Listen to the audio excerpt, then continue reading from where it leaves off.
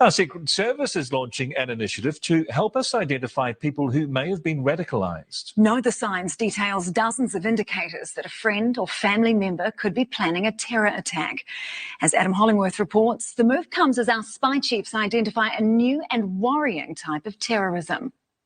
Time was when the intelligence services were never seen, never heard. But now they're loudly proclaiming your country needs you to keep an eye on those you know, and if necessary, dob them in. Recognising a potential warning sign and then alerting NZSIS or police could be the vital piece in the puzzle that ultimately saves lives. To that end, they're publishing a guide called Know the Signs to help us all identify potential terrorists in our midst. To pay attention and to be alert so that if they see or hear about something that seems off, that worries them and concerns them, they might have a look at this information to say, does this indicate to me that this person is on the road to actually committing an attack? The SIS has listed around 50 signs, from obvious ones, like writing on a weapon, as happened in Christchurch, to a person who is really developing an us versus them worldview. Authorities say they're usually closely monitoring 40 to 50 potential terrorists. These people used to be motivated by their white identity or by their faith. But in the past 6 months, a third group has emerged, those motivated by politics. And so it could be the COVID measures that the government took, or it could be other policies that are interpreted as infringing on rights. And it's what I sometimes describe as a kind of hot mess of ideologies and beliefs. I'm sorry, I'm mesmerized. I'm staring down that swirl on her forehead, and I'm not making fun of the way anyone looks. I'm just saying that if one were trying to make a diabolical villain akin to Dr. Evil of another variation, this is not far from what it would actually look like. Let's just let this play out so I can then vent some frustration for a little bit. Fueled by conspiracy theories. The launch of the initiative Know the Signs is an indicator that the security services know that they can't do it alone. They need the help of the public. But to some, the guide is a first step only. How do we upskill those people in our community who are much closer to people who might be potentially radicalised and get them to understand what it is they're seeing? That's our challenge. Adam Hollingworth, News Hub. It's. I thought this was a joke, actually, at first. Rebecca, what was her name? Rebecca Kitteridge. I thought it was a joke. I said maybe it's from like a skit of something. I didn't see the original broadcast. It was Luke Rudakowski who posted it to Twitter. He's been a very trustworthy, reliable source. New Zealand SIS releases first ever guide to help identify signs of violent extremism. The most amazing thing is you don't even need the violence anymore. You don't even need extremism anymore. You get to call anything violent extremism because it might lead somewhere. It might lead, I don't know, to protests. They called a peaceful protest a violent occupation. They called a peaceful protest racist, xenophobic, transphobic, anti-Black racist, anti-Semitic, misogynistic. They call peace war. They call constitutional protest extremism. You don't even need to have broken the law to face an accusation. There doesn't need to be violence. There doesn't need to be extremism in order for it to be called violent extremism by the government itself.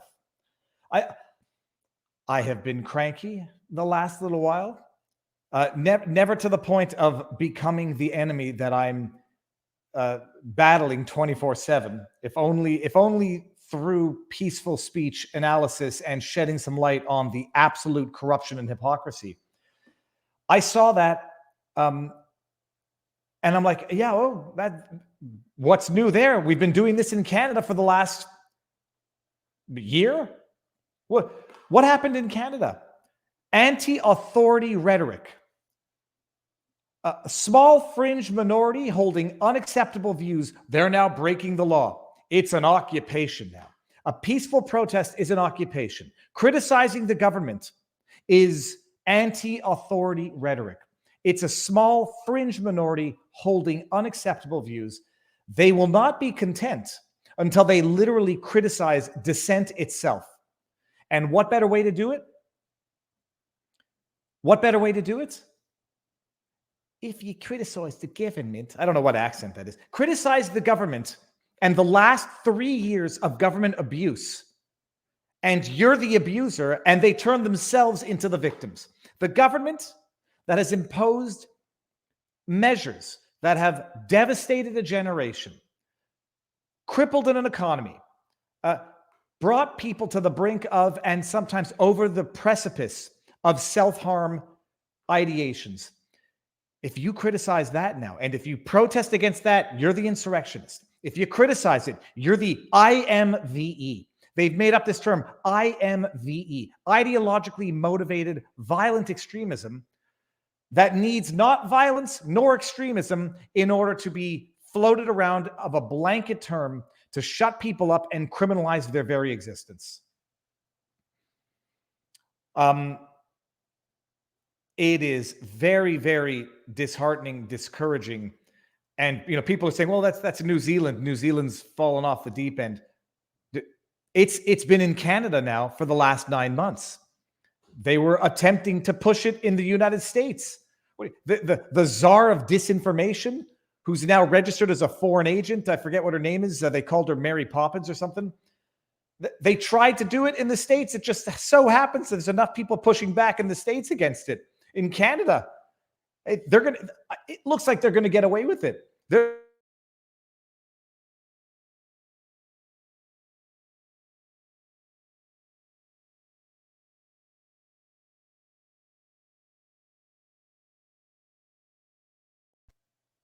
Did we lose internet connection? Scary Poppins was her name. Yep, thank you. I don't know if we just lost internet connection for a second. I'm seeing one bar. But do what the government tells you, because that's courage. That is patriotism. Shut up and do what the government tells you. And who better now to be promoting this message of obedience? A man who once upon a time was the king of rock. I don't know, the king of being a rebel. F you, I won't do what you tell me. Rage Against the Machine to simp for the machine. Here we got Gene Simmons. Listen to this. I don't know when this was. Maybe Gene Simmons has come around now that he's seen everything that's gone down over the last 3 years. Back in the early days, people were terrified, and the older you were, the more terrified you were, because they literally told you, if you get this, you're going to die. Let's see what Gene Simmons has to say. I don't know when this interview is from. It's glorious. So get over yourself. We're not concerned if you agree with it or not. We're concerned about you making us sick. So get over yourself. Imagine he's telling that to me because he's afraid of getting sick. Get over yourself. And listen to the way that you get to a point in your life where you either have too much authority, too much money, too much fear, too much power, where you think people should be subservient to your better judgment because their judgment just doesn't count. Listen to this is Gene Simmons. So get your goddamn COVID shot. It's a good point. And prevent other people from getting your stuff. It's a good point, and we're having a debate this morning about that very thing, really. A debate about whether mask wearing should be returned to be mandatory here in the UK. Restrictions have been lifted. And I understand you even suggest people who come to your concerts wear them for their own protection. We are doing the KISS cruise shortly, and you will not be able to get on the cruise unless you're vaccinated. Look, before you go to school, you have... I was going to say hell. You can go to hell. Do you know what the reality is? If you want to see KISS that badly that you'll do something that defies your own principles, hey, go ahead and do it. A KISS cruise is not exactly something that I'm worried about requiring vaccination for. International travel, more of a concern. Interprovincial travel, more of a concern. Seeing this jackass on a cruise, not something I even give a sweet bugger all about. Now, that is not to say, that's not why I ever made my decision. But I can tell you, when I was asked for papers, when I was crossing my border from Quebec to a border of a province in my country, New Brunswick, and I was asked for papers, and I was told to go back to my province, register online so that I could get into another province in my own bloody country. Oh, you better damn well believe that I was enraged. Oh, no, don't get mad. Don't get mad. The government, that's IMVE. Can't criticize the government for unconstitutional charter violations, for setting up vaccination checkpoints between provinces in my own bloody country. You have to have your children get the flu vaccine and the polio vaccine, and there's no discussion. That's because they're actually vaccines with decades of proof. I wonder if long tongue, whatever this Jack in his name is, if he feels the same way now. He probably does, because he's taken his 5 boosters. He doesn't have the same risk variance as other generations younger than him. Keep jacking yourself up, but listen to the end. La pièce de la résistance. And, what about my rights? Well, you don't have as many rights as you think. When you get up to a red light, you must stop. There's no choice. It's because it's not about you. It's about the other innocent people going by. So get over yourself. Even you get in your car, you must put on a seatbelt. Well, you're taking away my rights, and the government's telling me what to do. That's right. The government is telling you what to do. Shut up, be respectful of other people, and get a vaccine. Put on your seatbelt, stop at the red light, stop being selfish. Because something that goes over your shoulder is quite clearly analogous, comparably speaking, to something that goes into your very body. I mean, they're just idiots. They're just idiots who have they've had their life already. They've lived a life of luxury. They've made wealth beyond anybody's wildest dreams. They've lived the good life already. They've got nothing left to lose because they don't have much left in any event. They're sort of like at the end of their roll of toilet paper, as I say. Life is like a toilet paper. It goes faster the closer you get to the end. They've made it. They've made immense wealth from the freedom that they've enjoyed for the last 70 years. I don't know how old this guy is. Now, their own fear has taken over. They want to enjoy their last days, and damn you if you get to enjoy your life. You don't have that many freedoms. Shut up and do what the government says. Because right now, I got the power, I got the wealth, I've already had the freedom, and I'm not giving up that much for the rest of my days to make sure that I'm safe and feeling good. Oh, sweet crab apples. It's not a hard, I've been doing push-ups after going for jogs, so I'm a little sore. I don't feel better. But if people don't understand where we're going and they don't see it yet, and they're okay with shut up and do what the government tells you. And if you complain about it, that's ideologically motivated violent extremism. Can't criticize the government. It's dangerous. That's a little wrong think there. All right. I think I've got something else on the backdrop. We'll move into something funny in a second. Let me just get to this super chat, which came in right at the good time. People stop at red lights and stop signs because most normal people don't want to be hit. So it is self-preservation. That's a stupid analogy, Gene. It's also a stupid analogy because you don't have to. You could go through the red light, especially if no one's there, because you can assess the fact that, I don't do it, by the way, because I'm just nervous that there's cameras and cops, whatever. You can assess the risk.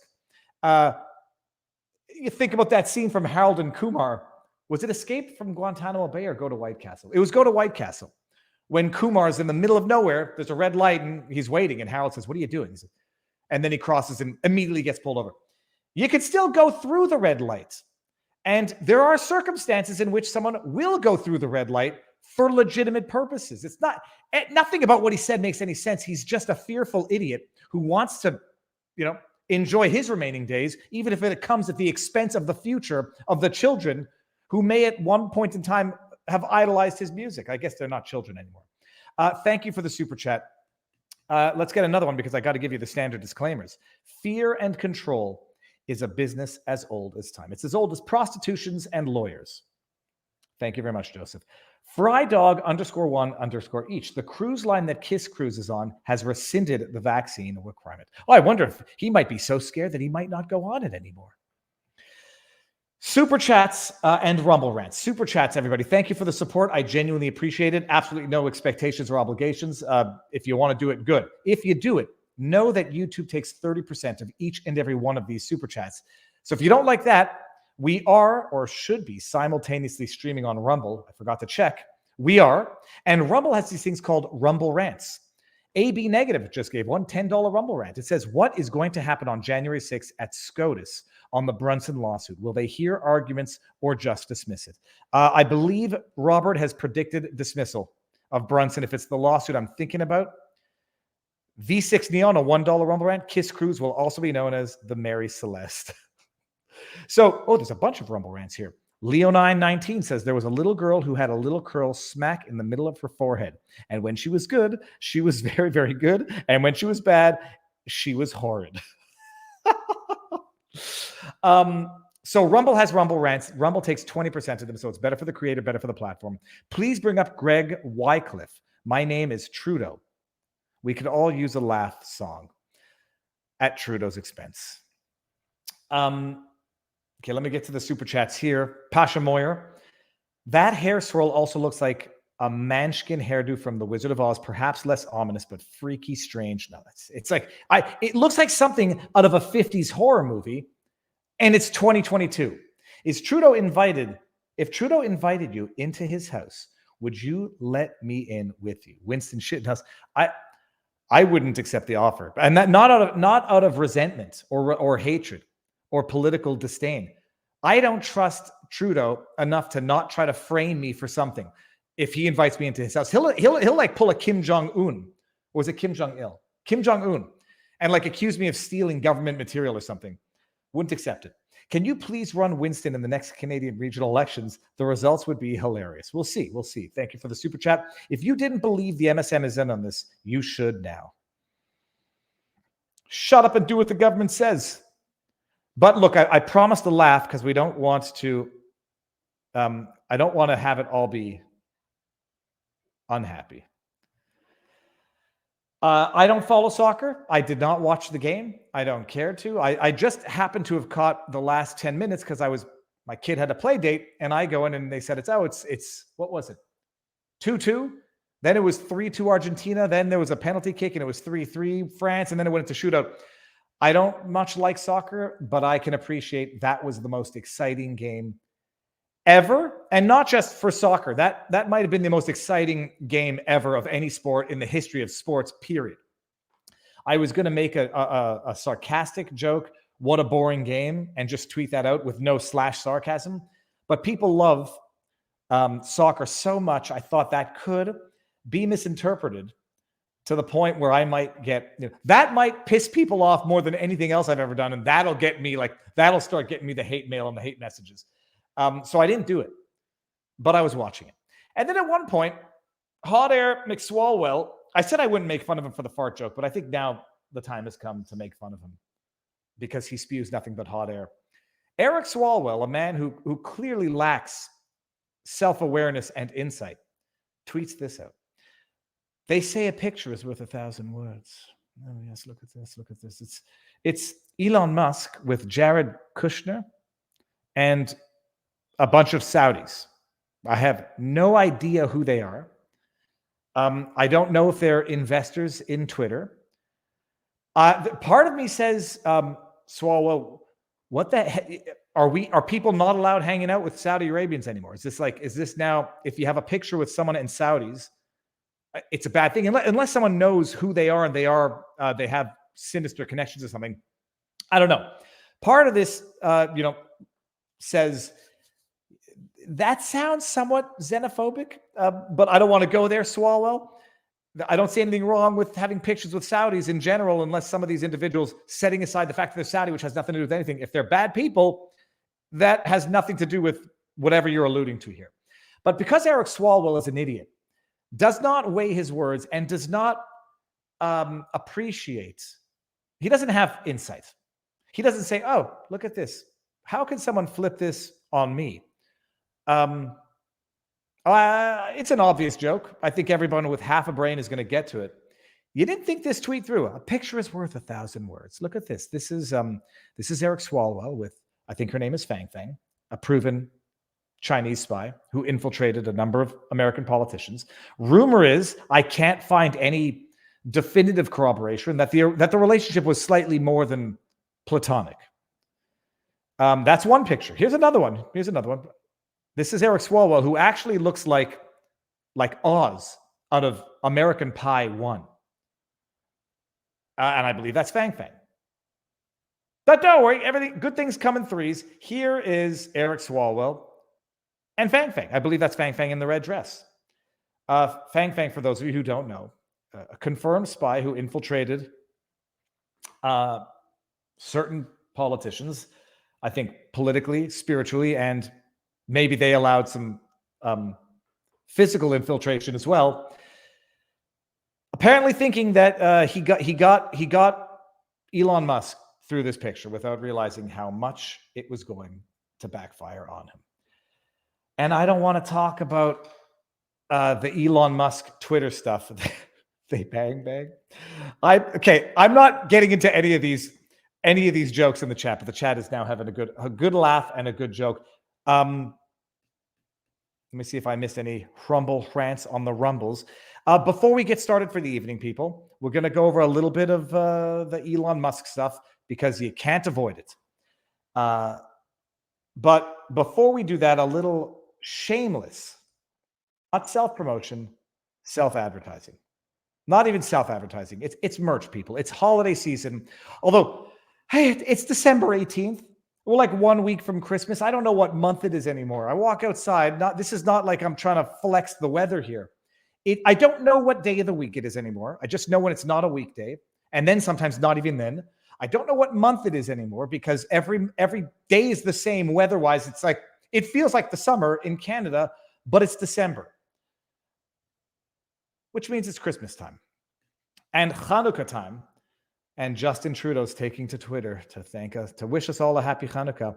The shirt, politics ruins everything. Or if you're a politician, confession through projection is another good one. If you want to get a shirt, vivafry.com, and it's all good. It's all good stuff. Francis Chartrand, we're going to do it. We're going to get into it. We've been exchanging in a respectful manner on Twitter. We'll get into it for a little bit until Barnes gets here. Let me read this. Francis Chartrand, who I know is sincere in disagreement, not a troll like some of those jackaninnies on my Twitter feed that hang around to post the dumbest takes on anything. I know Francis Chartrand is sincere in his beliefs. Your takes on Taylor Lorenz, she is not a great human. How we treat her reflects on us. We failed. No one, including you, asked the right questions. Props to Eric Weinstein for getting it right. I'm going to go ahead, Francis, and say that you're wrong, respectfully. Because it's not, we don't have to start all discussions from scratch when they come to be. Elon Musk has been running into a little flack on Twitter in terms of whether or not he's banning people properly, whether or not the rules make any sense. And this predates Taylor Lorenz getting allegedly temporarily suspended for doxing. Elon Musk comes out and says, do I let the people who I banned for doxing, the people who doxed my current location, do I let them on now or a week? And I said, which is the right response, I need to see the evidence that allows you to say that they doxed you. Doxing is a conclusion of law. It's like that's what you come to as a conclusion after seeing the evidence of this is the tweet. Elon is going to be here at whatever time. Doxing is a characterization. I need to see the evidence. I said, look, it's nice that you call it doxing. If you're asking me to say whether or not they should be brought back on the platform, I'd need to see if they were in fact doxing you, if it was legitimate. Trust but verify. And then we can come to a decision. When Taylor Lorenz got banned, what did I say? I see Barnes is in the background, so I'm not going to go on for much longer. Let me, here we go. I said it's unclear that what Taylor Lorenz did to justify, this is one subsequent follow-up. It's unclear what Taylor did to warrant this suspension, but don't lie and pretend that she did nothing wrong. Given her propensity for doxing, one can reasonably to think that maybe she did it again with Elon Musk, but I'd like to see it. I'm not for anybody getting banned. And just saying that she doxed someone, even from Elon, good, let's see it. And I said it before, clarity, transparency. If you're going to have a big suspension, you'd better preemptively get your evidence up there. When was it that, the Trump raid, and then we're going to get Barnes in here. When you know that you're about to raid the president or a former president's house, you have your answer, if not timed immediately, to come right after. You don't wait 24 to 48 hours to let people's imaginations run wild. Even if it's Taylor Lorenz, you ban her, you better have the evidence to show it so that she doesn't get to run around pretending to be the victim. Everybody's covering their own butts. My take from the very beginning, I'd like to see the evidence to make sure it's a legitimate ban, in my humble opinion, not just Elon saying it's doxing if everyone else out there thinks it isn't. I think in certain cases we can understand that it was. And that's it. But Elon's taking some flack. All right, Barnes is in the house, people. We'll talk about this more tomorrow when I have on the Norwegian artist who's being investigated, facing jail time for saying men can't be lesbians. Who would have thunk? Robert, get ready, sir. Boom shakalaka. This is going to be our last live of the season, Robert. How goes the battle? Yeah, last live stream of 2022. Because next Sunday, of course, is Christmas, so no show. And then the Sunday after that, I believe, is New Year's. So no show then. And our first show will be the second Sunday in 2023. So this will be the last one for a couple of weeks. But we've got a packed show with a lot of stuff. And I'll just say, everybody, I might go live just, like we might do something informal, but it will not be the Viva Barnes Sunday night show. So don't be disappointed and don't think anything happened. Yeah, Robert, we got a packed show because we didn't get a lot of stuff left over from last week. But what do we have for tonight? And then let's get into it. Sure. So we have the Florida vaccine grand jury, statewide grand jury request petition filed to the Florida Supreme Court by Governor DeSantis. We have the 1-6 committee threatening to make a referral for multiple criminal prosecutions and indictments against Donald John Trump. We have the Kennedy file, JFK files, a little bit of a partial release, and Tucker Carlson's very prominent statement and Robert Kennedy's statement in support of it. We have Trump's big proposal on big tech that was partially overshadowed by his NFTs. We have an Oregon gun law that's in litigation. We have all kinds of vaccine cases. The number one case everybody's interested in is the update on the Arizona election contest. We'll get to that in just a bit. The second set of cases was all the vaccine cases on the locals poll at vivabarneslaw.locals.com.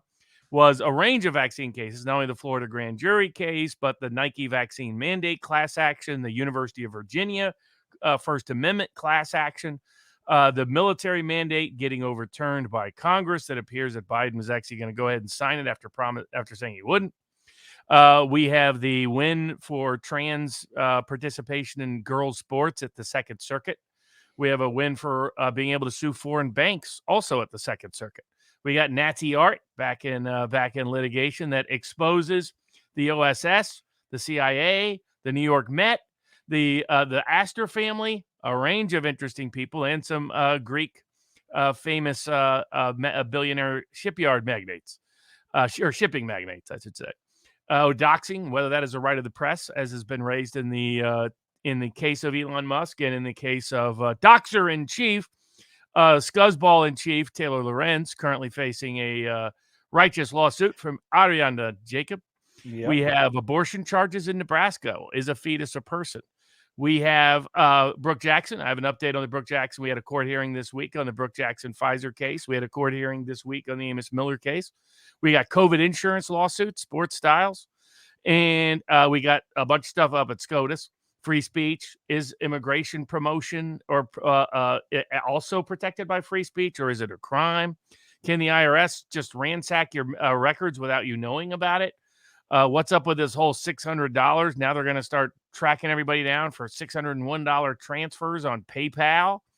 We have nativity scene lawsuits, crypto class actions, SBF begging to be released from Bahamian jail, and extradition issues and bail issues. We have Biden's gender cases going up through the court system. We got Hertz settling its attempts to mislabel people overstaying their rental as stolen cars when it was often hurts administrative errors. We have the rights to religious expression at graduation, the rights to Catholic schools to limit gender identification protocols in Michigan. We got the Nixium case, Ranieri's case, went to the Second Circuit. When is a cult a crime? That was the question before the Second Circuit in substantial part. And we got Rumble suing the state of New York. We got expert witnesses. We got the rights to felons to sit on jurors. So we got a lot of fun cases. We'll see how many we get to, given it might go a little bit long for this special edition episode, holiday season episode, before we go off the air for a couple of weeks. And we're gonna take it to Rumble right now just to save some bad breaking. So praise be to Lionel Messi. Praise be to Lionel Messi. Well, we're still on YouTube. Pray Lionel Messi wins the World Cup. That's why all the white and blue in honor of the great Argentina. Don't cry for me, Argentina, Vida Perón. The great win by the greatest player, the maestro, the little magician, the little flea to ever play the game. And of course, if you remember sportspicks.locals.com, you made money this morning as well. But great to see the great one go off in such great style. By the skin of your teeth, you made money. That penalty kick to France, I mean, that really looked like it was... I don't know. I don't follow enough soccer to know if it looked like they were trying to, equalize the game, but it was a nail biter. Ending on YouTube. The link to Rumble is in the pinned comment. I'll put it one more time before we do this, right there. We're going to end on Rumble and end on YouTube. Go to Rumble. 3, 2, 1 now. Robert, what do we start with? Let's start with the not because we're doing this on Rumble. This is going to go on YouTube afterwards, but the abortion case, where I you sent me the link. I had never heard of this case before, and so I'm reading what is a judgment on a motion to quash, and then I had to go look up the backstory to understand this. And this is a story of a woman, a pregnant teenager, and her mother, and I think the boyfriend, who they allege that it was a miscarriage. The baby, it was a miscarriage, and they disposed of the fetus.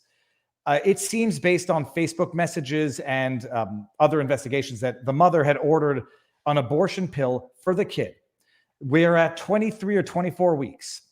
The unborn baby is aborted through these pills potentially.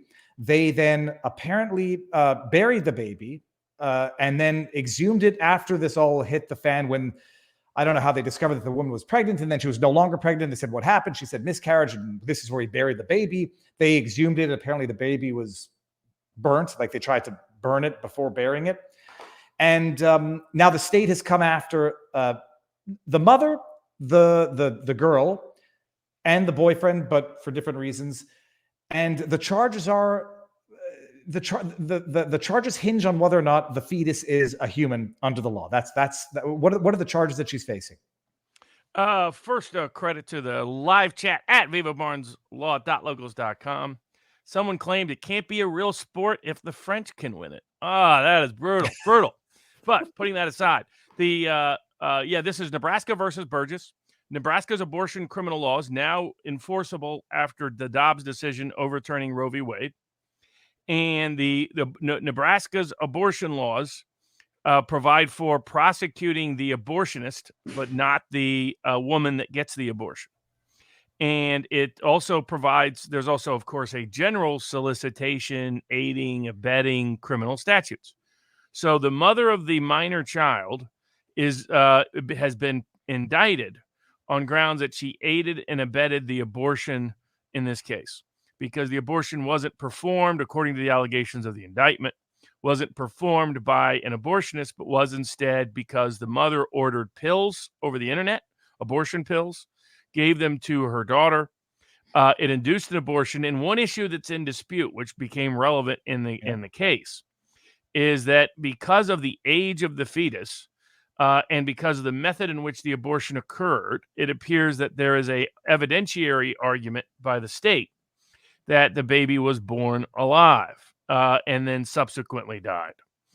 The reason why that became significant is the abortion laws and the way in which the law is being prosecuted only allows criminal prosecution if a person has been killed. And Nebraska's laws, quite peculiarly, one might argue, do not define with clarity who a person is. And so the court noted that the rule of lenity is that we don't put people in prison for something where there's any vagueness or ambiguity in the definition of what's criminal. Noted that given that the definition of a person needed to be presumed to be someone born alive, given the definitions and other statutory provisions in Nebraska law, given certain common law interpretations of it, given certain common medical interpretations of it. One could argue that, but I think given the rule of lenity, that's probably the correct assumption. This is a failure of the Nebraska legislature to make clear when someone is a person to be criminally prosecuted under the law. And because part of the argument was that some laws use unborn child, I think, what was it, a car accident? They had a whole separate set of laws that govern unborn children, some involving unborn children once they reach to a certain stage, what laws trigger in that case, some involving civil liability, civil tort liability, some involving criminal liability. This goes way back because we've had a lot of conflicts in the law. We've had a long legal history of not treating an unborn child as a person within the meaning of, say, the 14th Amendment or generally for legal purposes. But we've had other provisions, such as if you harmed a pregnant woman and she lost the baby, there were laws going way back that define that as a person. So we've had contradictory laws, and this was a failure of the Nebraska state legislature with clarity. But this did not help her escape judgment, because the issue is whether or not the big issue at trial now would be, was this baby born alive? What was it? Did it survive for any period of time once out of the correct? Out of the it's atrocious. I mean, it's atrocious just the story itself and trying to burn it and bury it. It's reason for the prosecution and the reason why you haven't seen the media talk a lot about this case, because they've talked a lot about other circumstances that were somewhat comparable or analogous, but it's because of the way the baby was found, the cover-up attempts, etc. They don't want the world focused on this, how easy it is to get abortion pills, even in a state that prohibits abortion. They don't want the world focused on that. They want the world thinking that, in fact, nobody can get an abortion when their life depends on it in these states. And that's why they were eager. New York Times was eager to spread those stories, often fake news stories, as they turned out to be, or with much more nuance than was publicly presented. But the Nebraska story they're not talking about because they don't want. And I think the reason prosecutors took action was a combination of the cover-up and the attempts to, as you note, burn the baby. Defile the corpse. Yeah, raised questions as to what exactly happened here. Atrocious. All right. And so the motion to quash, I mean, I understand that in the context of subpoenas. What were they trying to quash? It's a motion in Nebraska state law, like a lot of states in America. The means by which you move to dismiss an indictment is you move to quash it. Okay. That's all. All right. And so, and it was interesting because they said, look, the distinctions about human life versus baby life or an unborn child is one thing. We think there's an argument it might have been born alive. So bypass all of that. You're going to trial. So, okay. Terrible story, but just the law itself is kind of interesting. Do we talk about, if we're talking about other government stuff, Robert, can we talk about Children's Health Defense and what's going on with Robert F. Kennedy Jr.? Oh, sure. So what is, we need I think we need a 30,000-foot review because a lot of new faces who might not know what's going on with Robert F. Kennedy Jr., Children's Health Defense. And I'm going to remember a question I had as you do this, but give us the rundown, just overview before we get into the latest. So we have two major cases that that Bobby Kennedy and I have brought on behalf of Children's Health Defense. One was challenging the military vaccine mandate in the Eastern District of Tennessee. That case was dismissed on standing grounds, went up to the Sixth Circuit Court of Appeals, where it was dismissed again on standing grounds. And now we are filing tomorrow a petition for cert to the United States Supreme Court, challenging the Sixth Circuit's interpretation of the case for controversy language in the Constitution. The other case is pending before the Western District of Texas in Waco. It relates to something we'll talk about in a bit, because our grounds for challenging the FDA's action was to challenge the FDA authorizing, approving, mislabeling, mismarketing, misbranding this vaccine to young children, knowing it would lead to mandates and coercive technique and a lack of informed consent for those children. The factual allegations of that suit, as I've been arguing for many years, A critical grounds to file suit is to remember the court of public opinion. Just because a suit might be perceived by lawyers as a long shot is no reason to abandon the suit. One, long shots win at least sometimes. Number one. Number two, you educate the court of public opinion with the legal filing. In addition, there's certain immunities that attach to honest reporting of court cases where you can't be sued for libel or defamation. So it's a good way to get information in, including the big tech gatekeepers and censors. If you're describing a lawsuit, will be far less likely to censor you than they would otherwise. So, in fact, the factual grounds for that suit led the state of Florida to be interested in what we were alleging, and now and ultimately formed the factual foundation for the petition of grand jury. Was the great efforts by Bobby Kennedy Children's Health Defense and us in bringing that suit. That suit is pending. The judge is pending an order on whether or not to dismiss it on standing and immunity grounds, sovereign immunity grounds. That's pending before the Western District of Texas in Waco. So the petition for cert, what's the new news? There's partially new news in that the Children's Health Defense case in the Western District of Texas has effectively been picked up by the state of Florida for petitioning for a statewide grand jury based on the exact grounds we alleged. But the additional one, and we'll get to that in a bit, the Supreme Court petition that will be filed tomorrow, the petition for cert, which is basically a request for the U.S. Supreme Court to hear a case. The way that works is we file our petition for cert. The government has a period of time to respond to it. Sometimes they waive response, sometimes they don't. If they waive response, that ends it, and it goes to the panel on a set date for them to vote on it. It gets circulated by all of the justices. You file these little cert petitions. I have a bunch of them sitting right around here, actually. And you have to pay a bunch of money for a specialized printer to be able to file it correctly. I do that because there's all these specific particular rules to the Supreme Court. Even in a digital era, and the petition gets filed digitally, the U.S. Supreme Court still prefers to read them physically. So they want enough copies for themselves and their clerks. And every justice claims they read every single cert petition. Some of us aren't so confident that that's always the case, or their definition of reading might be a little liberal. But what often does happen is at least a clerk, sometimes several clerks, do in fact read it. And the ones that get their attention are ones that involve big corporations or the government, sadly, frankly, when the government's petitioning, not when the government's the defendant.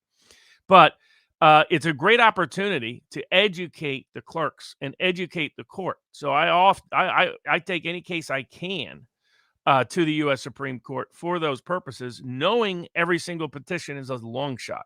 They reject, though I think it's less than 1% currently, is the acceptance rate. And especially once you factor out government requests, big corporate requests, things of that nature, you're dealing with 1,000 to 1 long shot frequently. But it's worth it because I've seen the arguments we've raised in cert petitions show up in Supreme Court opinions within the same year when we were the only ones making those arguments. So that's where it's valuable to educate the court, educate the clerks. The legal grant, so half of the petition is about the public policy surrounding this. So the court wakes up to recognizing what the government has been up to and how dangerous and perilous it is, not only for confidence in public health authorities, but confidence in the judiciary to properly oversee and discipline those authorities when they go AWOL. And so half of it's about all the things that have gone AWOL with this so-called vaccine. Its lack of safety, its lack of efficacy, the fact it ain't a vaccine, and the rest. In the legal grounds is that there's actually the best grounds to get the U.S. Supreme Court to take a cert petition when you're not a big corporation, you're not the government, is a conflict between the circuit courts. And we identified not one, not two, but 3 different conflicts between the courts. So if you read what the courts have held, now this reflects in my long criticism of the doctrine of standing. For those out there, standing is a reference to the words in the U.S. Constitution that say the United States federal courts shall take a case whenever there is, quote, a case or controversy arising under the laws of the United States or the U.S. Constitution. That language, for the first almost 150 years of our history, was not limited. Is this a case or controversy? You look at the legal merits of the case. Did you allege a cause of action? Beginning in the 1920s, the U.S. Supreme Court invented as the beginning of its Pontius Pilate pretext from hiding from meaningful decisions that had political ramifications that could implicate people in positions of power, invented the doctrine of standing. The word standing doesn't exist in the Constitution. You won't find it in any of the original founders' documents or discussions in the Federalist Papers or anything else. And so what happened is they invent it, and they basically create these limitations. And a lot of conservative justices have loved it because they think it's a way to stop liberal activist courts from intervening where they shouldn't. But the problem is liberal activist courts will find ways around it. So all you really end up doing is limiting conservatives' access to the courts, because liberals get to cite the conservatives when they don't want to hear a case. Let me just ask the one question, because now case or controversy under the laws of the United States. Some people are going to say, well, Robert, you and I have a contract. Joe Schmo off the street has no business suing on the basis of my contract if I decide not to. This is not a question of interfering with private citizens and their own disputes or non-existence of disputes. This is a law of the United States that provides a case or controversy, whether or not an individual has personally been affected by it. The potential is always there. So that is the idea of where the standing has been created that you don't agree with, not getting involved in a third party's private disputes, but anything relating to the laws of the land. My view is we stick with cause of action. You either plead a cause of action or not. This interpreting case or controversy provision to go beyond is there a cause of action is the problem, because the government conceded in the proceedings. They didn't challenge whether we had a cause of action. They challenged whether the federal courts could hear the cause of action that was recognized that we had. And that's the problem. We should just have the regular, so if somebody who's not a party to a contract and wasn't a third party intended beneficiary, et cetera, sues about a contract between you and I, they don't have a cause of action. We don't need to get into this standing nonsense as this additional doctrine that has become politically convenient. Show me a judge who's dismissed a case for standing, and I'll show you where that judge found standing on almost identical grounds as often as not. It's so political. It's so pretextual. And as we'll get into in the Arizona cases, you see it being abused terribly, that make a mockery of judicial integrity, frankly. It makes the courts look like political hacks. We saw it during the 2020 elections, the creative standings, too early, too late. You're not a party, whatever. I'll have a question that I need you to clarify about Comirnaty, the approved vaccine, and what the CDC approved for children. But I don't want to get ahead of it. Just remind me if I forget. Oh, sure. I mean, I can loosely tell you that the suit we filed that's going up to the U.S. Supreme Court is about the bait and switch. So what they did is there's a federal law that got passed by Congress that said no more medical experimentation on soldiers, and said you can only mandate a drug, vaccine, if it has a full biologic license. So the Defense Department wanted to mandate the vaccine. So the FDA, but the drug companies didn't want to be subject to the liability that may apply outside of the PrEP Act. As long as it was the emergency use authorized drug that's being distributed, they have the broadest immunity known to man under the PrEP Act. We'll get into whether or not the PrEP Act preempts state criminal prosecution in the Florida case in just a bit, but they wanted to keep their immunity. So the FDA did a bait and switch.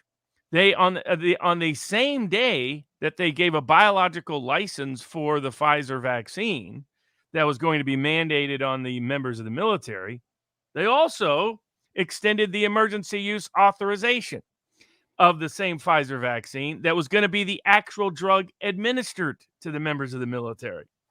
And it was all in a little footnote where the FDA said, well, because the emergency use authorization laws do not allow them to extend an emergency use authorization for any drug that has a biologic license.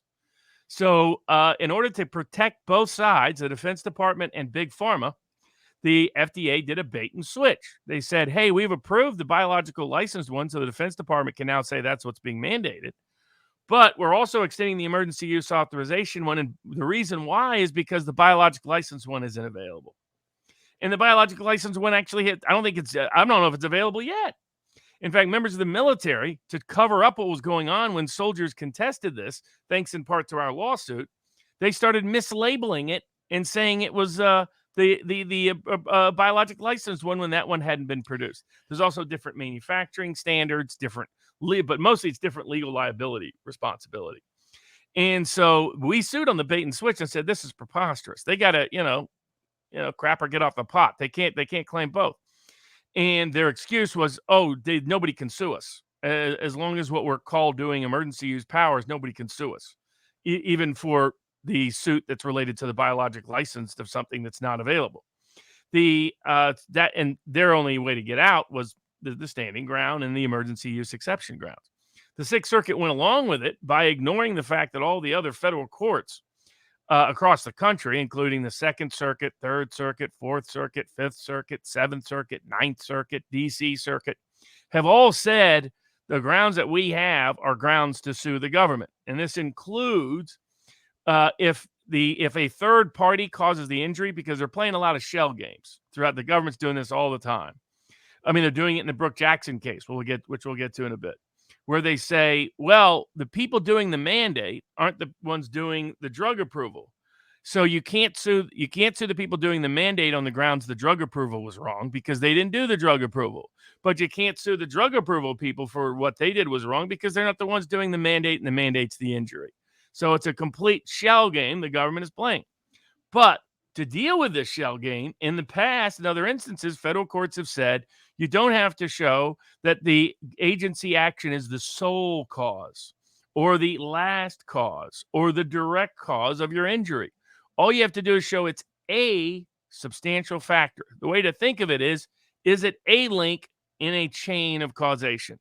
Doesn't have to be the only link, doesn't have to be the last link, doesn't have to be the first link. It just needs to be a link such that if you removed it, causation and injury would not occur. That's precisely what we alleged because there's no dispute the Defense Department couldn't have mandated it but for the FDA bait and switch. And so the Sixth Circuit just stuck its head in the sand and pretended this didn't exist, didn't even deal with it meaningfully. That was one conflict in the circuits. There's another conflict. In this exact context, other federal courts have ruled that when simply increasing the risk of an injury is itself a constitutionally cognizable case or controversy. For example, that just the fear of getting a bad drug or suffering injury from a mislabeled, misbranded, mismarketed drug was grounds to do so. This included a death penalty case where somebody was going to be injected with a concoction that was very questionable as to whether it should have been approved for importation. The FDA approved it, but the FDA wasn't the ones giving it to any death penalty person. They said that doesn't matter, but for you, the FDA doing this, the person doesn't face this risk. So and last but not least, usually if the government does something that causes an organization to suffer pre-litigation investigation costs, in other words, you're spending money, you have to divert resources and be as a drain on resources that you didn't anticipate. They've said you can sue in a bunch of contexts across the country, but somehow now that was magically inapplicable. So all of these are compelling legal grounds for the Supreme Court to take it. Always a long shot, but it's the reason why we're filing it, and we'll see how it proceeds. Can you explain the CDC adding the shot to the recommendations for kids? I think I'm confused. A few people are confused that it's not the emergency use authorization version that they're recommending, but the biologic version, the Comirnaty version, or am I wrong? I mean, the suit's currently based on the emergency use authorization one, but the suit will continue to be amended as they change their protocols and procedures. But my understanding is right now, but the suit itself is based on the emergency use authorization one. And my understanding is that's still the case in many contexts. And the reason is simple. I mean, they're now going to try to add it to get it fully biologically licensed, then add it to the kids list because that creates its own immunity. But there's no question that the broadest immunity for big pharma is under the PrEP Act. And so they would rather stay under the PrEP Act forever if they could. That's why you notice the Biden administration keeps extending the emergency, keeps extending. We had a loony judge, I forget which court, issue a order saying we can't do any criminal trials. The pandemic is still ongoing. We can't do in-person hearings. What is this?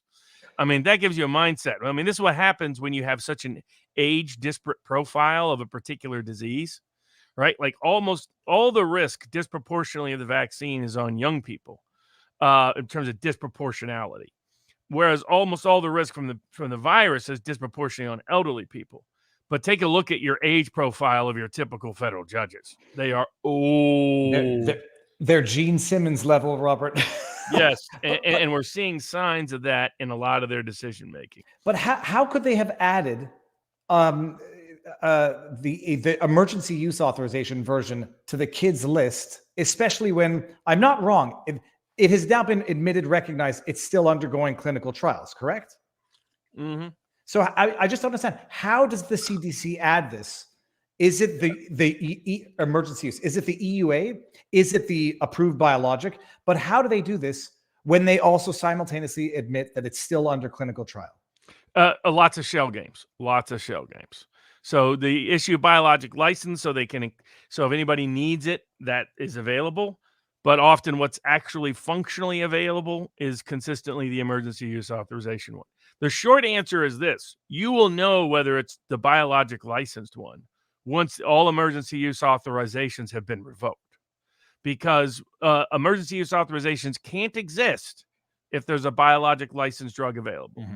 So as long as the emergency use authorization exists for the drug, that's what you're getting, not the biologic license. I mean, it'll be the stupid question: when does the emergency use authorization get revoked? When is the emergency no longer there? Automatically get revoked if they revoke the emergency in the Biden administration. That's why the Biden administration keeps extending the emergency. And there's an interpretation of the law which we've raised in the Texas case, or the Western District of Texas, about whether or not Congress has to be consulted on that every 6 months with an affirmative vote to continue to extend it. That issue, too, has not yet been litigated, and all of it they're trying to claim is unenforceable judicially, unreviewable judicially, that they are, as long as they say some magic words. This is the other reason they like the emergency words, and this also tells you that they're still operating under an emergency provision, because they haven't moved to dismiss on mootness grounds.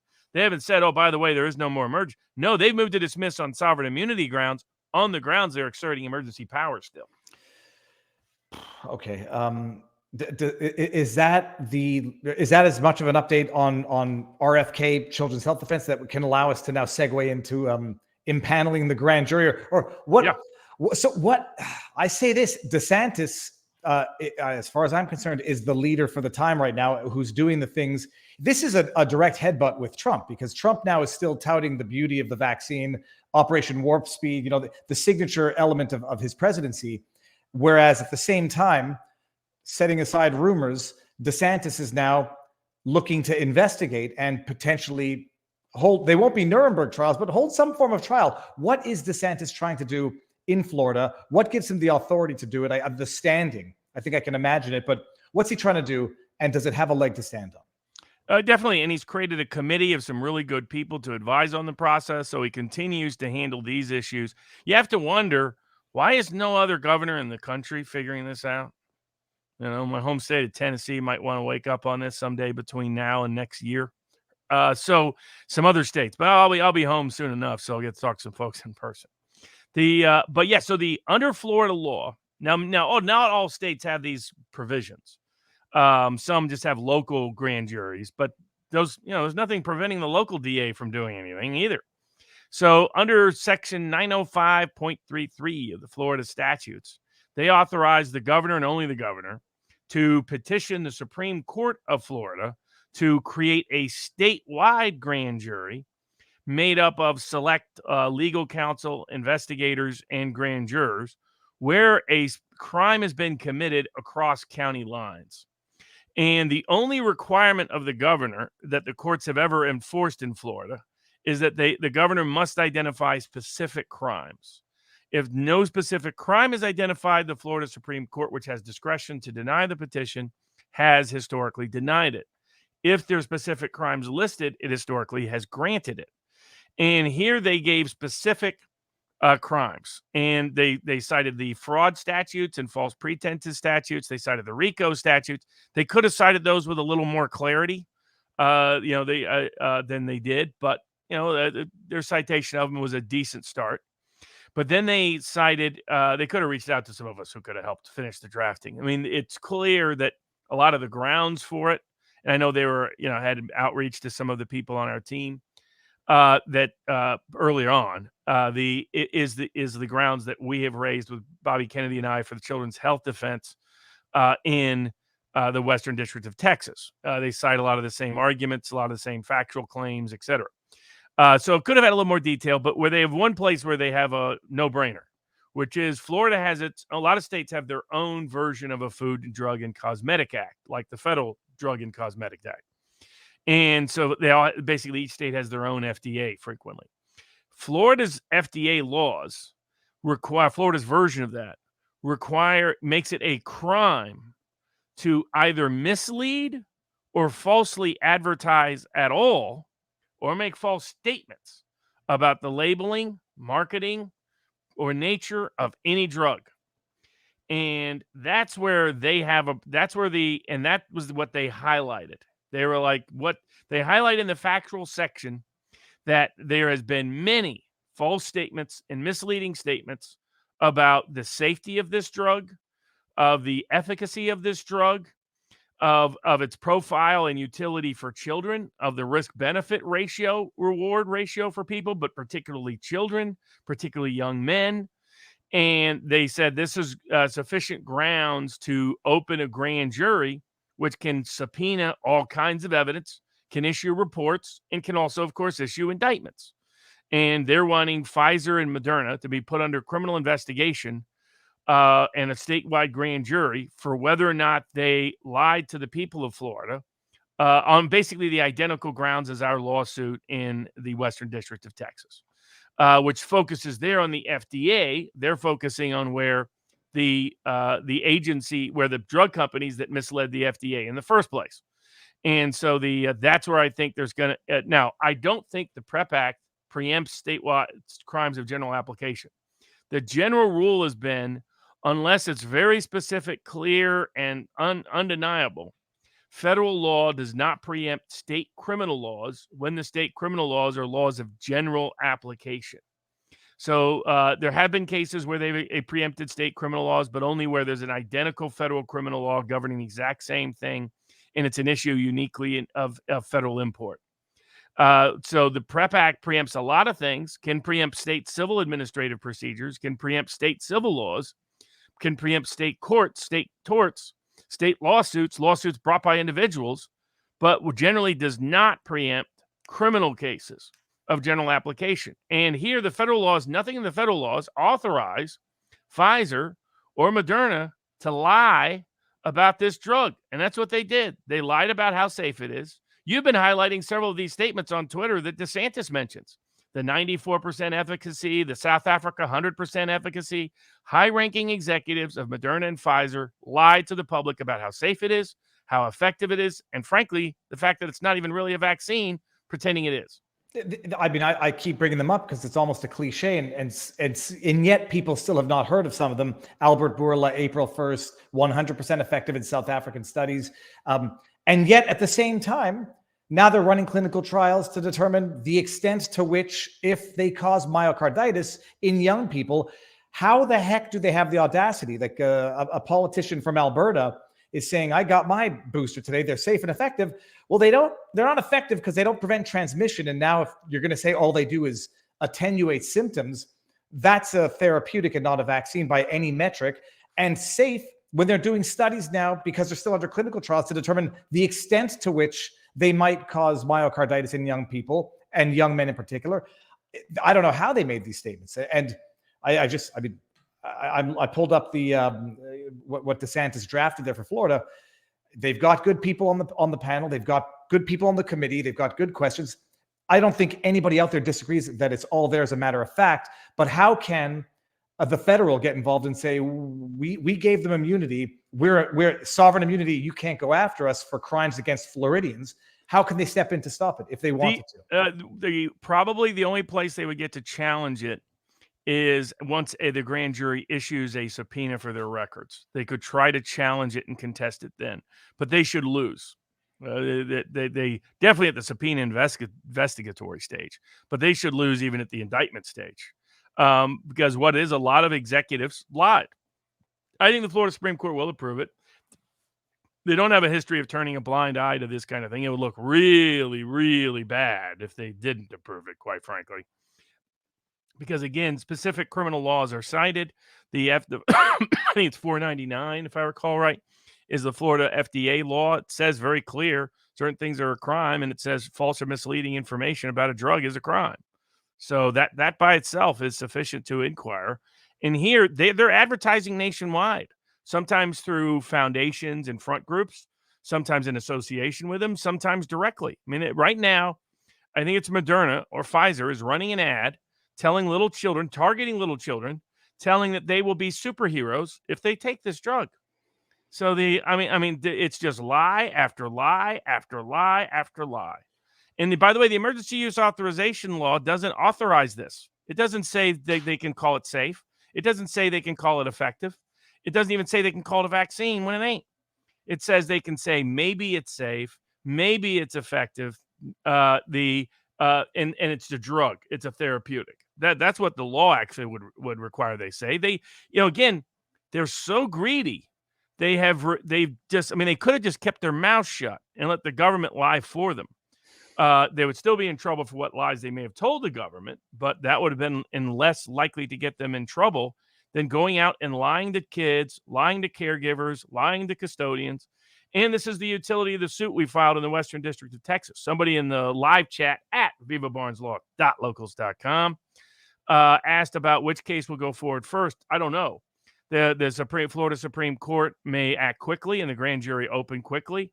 The Western District of Texas, the court will probably issue a decision before the year's out. Hopefully he lets us go forward. If he lets us go forward, then our case will probably get to an adjudicatory process first. But we'll see. If it doesn't let it go forward, then it goes up on appeal, and it's probably a year or so before we get any resolution. The Florida grand jury can be open anywhere from 12 to 18 months.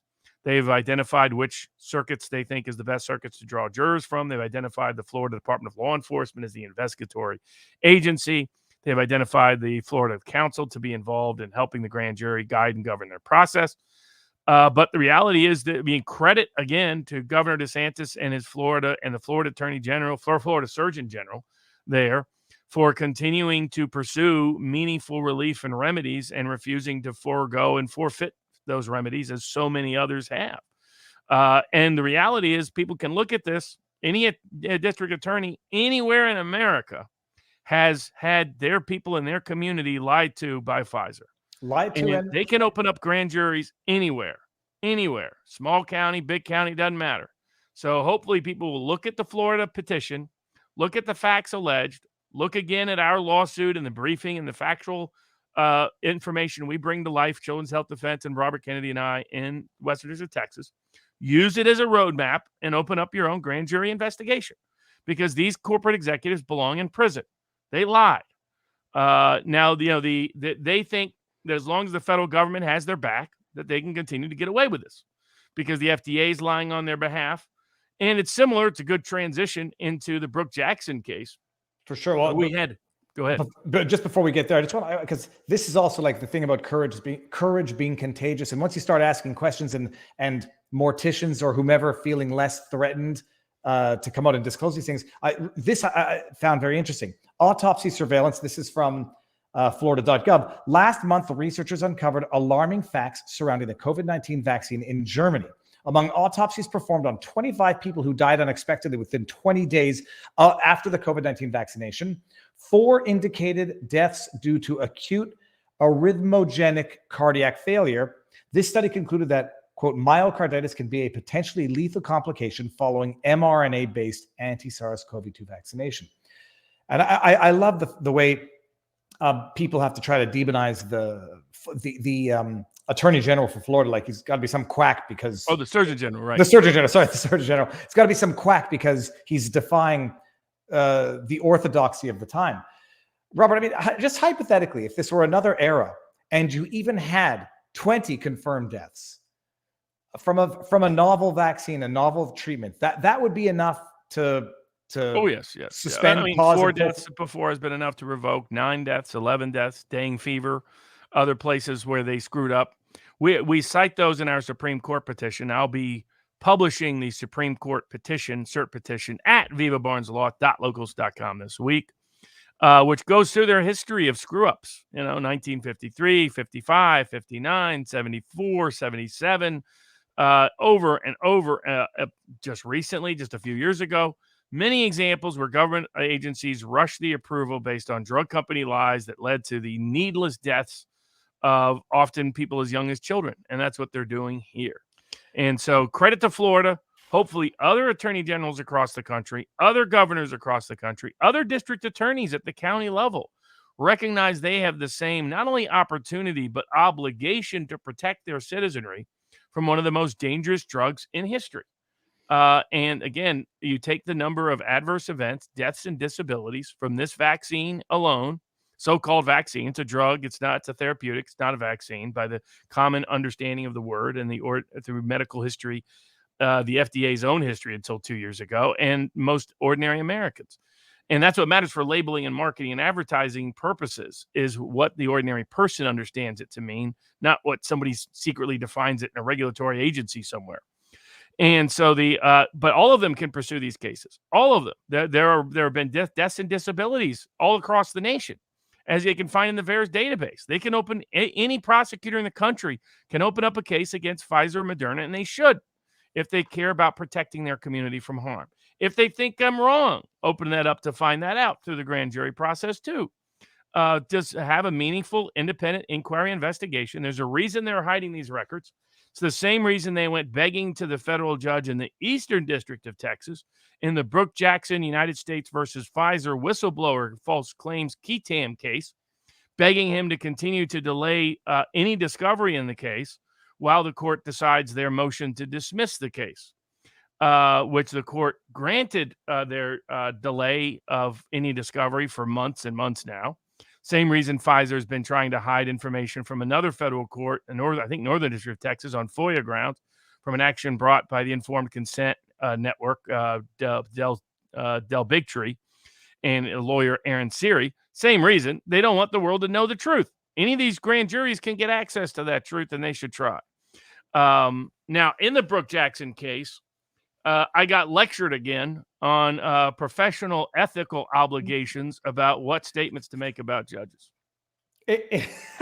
People still think, I mean, who's filing? No, nobody's filed a complaint. So it's a judge just suggesting that your license or you might be ethics investigated for continued statements in the court of public opinion. Robert, did he mention which statements in particular, or just overall anti-authority rhetoric?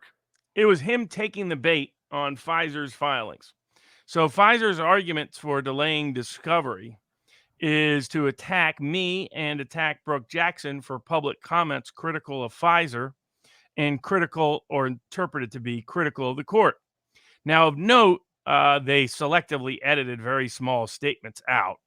But I was annoyed that the court just accepted those statements on face value, or at least appeared to. And so the court delayed discovery. The court's grounds was it might become an unnecessary expense for both parties, were he to dismiss the case. We said we're not worried about the expense. We want the discovery. And he just went along with Pfizer's request anyway. Now, and after he finished that, he then launched into talking about ethics rules. And the ethics rule he cited is one that has been meaningfully revised, I think maybe even in his lifetime. I'm not sure, depending on where his age is. What the ethics boards used to provide, and there's all this confusion out there. Ordinary people think that there's something called the bar that separately regulates lawyers. There isn't. In America, all lawyers are regulated by the Supreme Court of the state or the federal district court that they're licensed, that they are permitted to appear in. Those are the courts that have disciplinary authority over them. Almost all disciplinary authority goes through the state Supreme Court of the state you have been licensed in. It is the state Supreme Court that dictates this. Deeply problematic to me. The state Supreme Courts just eviscerate the separation of powers. So the separation of powers says the legislature legislates, the executive enforces, and the judiciary adjudicates, but not in the licensing of lawyers. The licensing of lawyers, the judges proclaim the authority, I frankly think usurp it, to say we will not allow a person to be represented by someone else in our proceedings unless we, the judges, say you can do so. And we're going to write the rules, we're going to enforce the rules, and we're going to interpret and adjudicate the rules. We're going to be jury, judge, and executioner, legislator, executive, and adjudicator, in complete evisceration of it, of the principles of separation of powers. Every constitutional government, state and federal, was formed in the United States. In addition to that, there's a glaring conflict of interest. What if the issue concerns the judges themselves? What if it concerns lawyers critiquing, criticizing, exposing, condemning the judges? The judges get to decide whether that was okay or not. The judges get to write the rules. The judges get to enforce the rules. The judges get to interpret the rules. And the judges get to adjudicate the rules. I will give a personal, professional example of why this led to such agitation for me. When I was a young lawyer in Tennessee, I've told this story before, but many people haven't heard it. I was representing victims of domestic abuse, including as part of a public interest organization. And there was a case involving a young boy and a young girl whose father was just horrific. And the young boy, 7, 8 years old, to his great courage and bravery, disclosed to the court what his father was doing. I was not present for that particular trial because the lead of the organization was lead counsel in the case. So he comes back and he tells me that, in fact, the judge still allowed unsupervised visitation by the father, despite the kid saying this is what's going to happen if you allow that. And the horrific abuse that would shock most people. And I was enraged. And I said, how did this happen? And the lawyer, who's a very well-established, well-regarded lawyer, old school liberal Democrat of the noblesse oblige type, spent a lot of his life giving back to people. That's who he was. I met him when he ran for Congress years before. He said, look, he goes, the judge fell asleep. And he goes, the judge has an undiagnosed medical problem. We all know it. And he falls asleep frequently on the bench. And he was asleep during this time. I was like, well, why didn't we raise that? He goes, I'll tell you right now, Robert, you can raise it. And if you do, you're going to be persona non grata in this town. And it will hurt every single client or case that you have. Because judges will be like, oh, you're one of those rats who rats out judges, who does bad things to judges. And they will punish you for your behavior. And it enraged me even further. And I realized that was the moment I decided I'm never going to be locked into a single town. I'm going to take a mercenary model of legal practice. So if I don't like how a judge is behaving, by golly, I'm going to say so. And they want to do something, they can do something to me. But I'm not going to be in a situation where they can gut my legal practice because I only practice in that area of the geographic community. And in this particular case, the criticism that was highlighted, they're taking my interviews anywhere. This happening multiple places now, multiple cases too. And where they'll try to clip a little piece of it and say, look what this Barnes guy says, Judge, this is unbelievable. He's questioning the court. And they took two pieces. One was a comment that the court interpreted of me when he had previously denied discovery in the case, that I referred to it apparently as a wuss decision. Actually, used the word wuss. It's like, okay. And then the second objection, big freaking deal. I mean, wuss is the I won't say what it is. Wuss means nothing. It was a wuss decision, period. I have no apologies for that. And then second, was me being critical of him attacking my client, Brooke Jackson, over a tweet concerning Pfizer, that he interpreted that I was saying he was partial towards Pfizer. I think he misunderstood part of that. But putting that aside, he asked whether or not we wanted an evidentiary hearing on motions to disqualify. And of course, the grounds to disqualify are completely different than the grounds I cited. It's almost impossible to disqualify a federal judge, so you're mostly wasting your time. And the only time you can do so is when they have a personal pecuniary conflict or something of a comparable value. This also reflects the gap between how judges as a group like the world to perceive them and who everybody knows they really are. And the myth, and this is about the myth of the law. and the myth of the law we're taught in law school and judges want us to go out and propagate and preach, is that all judges and decision makers and prosecutors and administrative law judges and government actors and politicians, and when it comes to the law, all they do is go to discover the objective truth of the law found in the common law or statutes, depending as the case may be, or Constitution. They discover its objective truth, and then they review and understand and find the facts, and they simply apply the law to the facts. And they're not moved by any form of extraneous bias or prejudice. And this is, I call it the myth about motivated reasoning. They've written books on this called Elephant in the Brain. This isn't unique to judges or anybody. This is universal to human beings. We are all, motivation is the master of our reason always. Reason is never the master of motivation. If you want to improve your reasoning, shift your motivation. Indeed, this is where the legal system as a theoretical conceptual model conflicts with itself. We say judges are these impartial, Platonic, super philosophers, demigods who uniquely are unbiased and unprejudiced by anything in their life experience or political attitudes or anything else, or by their local culture or by the court of public opinion or anything else. They're just these demigods, these Platonic philosophers who all they do is search for objective truth in the law, search for it in the empirical evidence of the facts, and apply it and adjudicate it, and that's it. But the legal system also says we need an adversarial process. We need an adversarial process to actually discover truth. And the adversarial process says we're going to shift the motivation of the lawyers to change their reasoning, to advocate for their client zealously and exclusively. Their duty isn't to search for truth. The thought is that truth will come out of that adversarial process. Well, what is that saying? That's saying that truth is not discovered by objective Platonic philosophers under the myth of the law, but is best discovered by people, as I call it, following the understanding that how motivation is the master of reasoning. So there are some judges who believe that the ethical rules it require we as lawyers advocate for this propagandistic myth of law interpretation of judicial action, and that we can never second guess a judge's opinion in any way concerning the judge's motivations. But that is, in fact, not what the ethical rules require, thanks to Jim Garrison. Jim Garrison sued some judges and some other people on grounds that the criminal libel laws were unconstitutional, and he won in 1964. Soon thereafter, every court, pretty much, there's a few states that haven't, changed their ethical rules. The ethical rules now only prohibit defamation. You have to make a statement of fact. Often it goes beyond defamation laws. They don't even allow a statement of opinion to be used.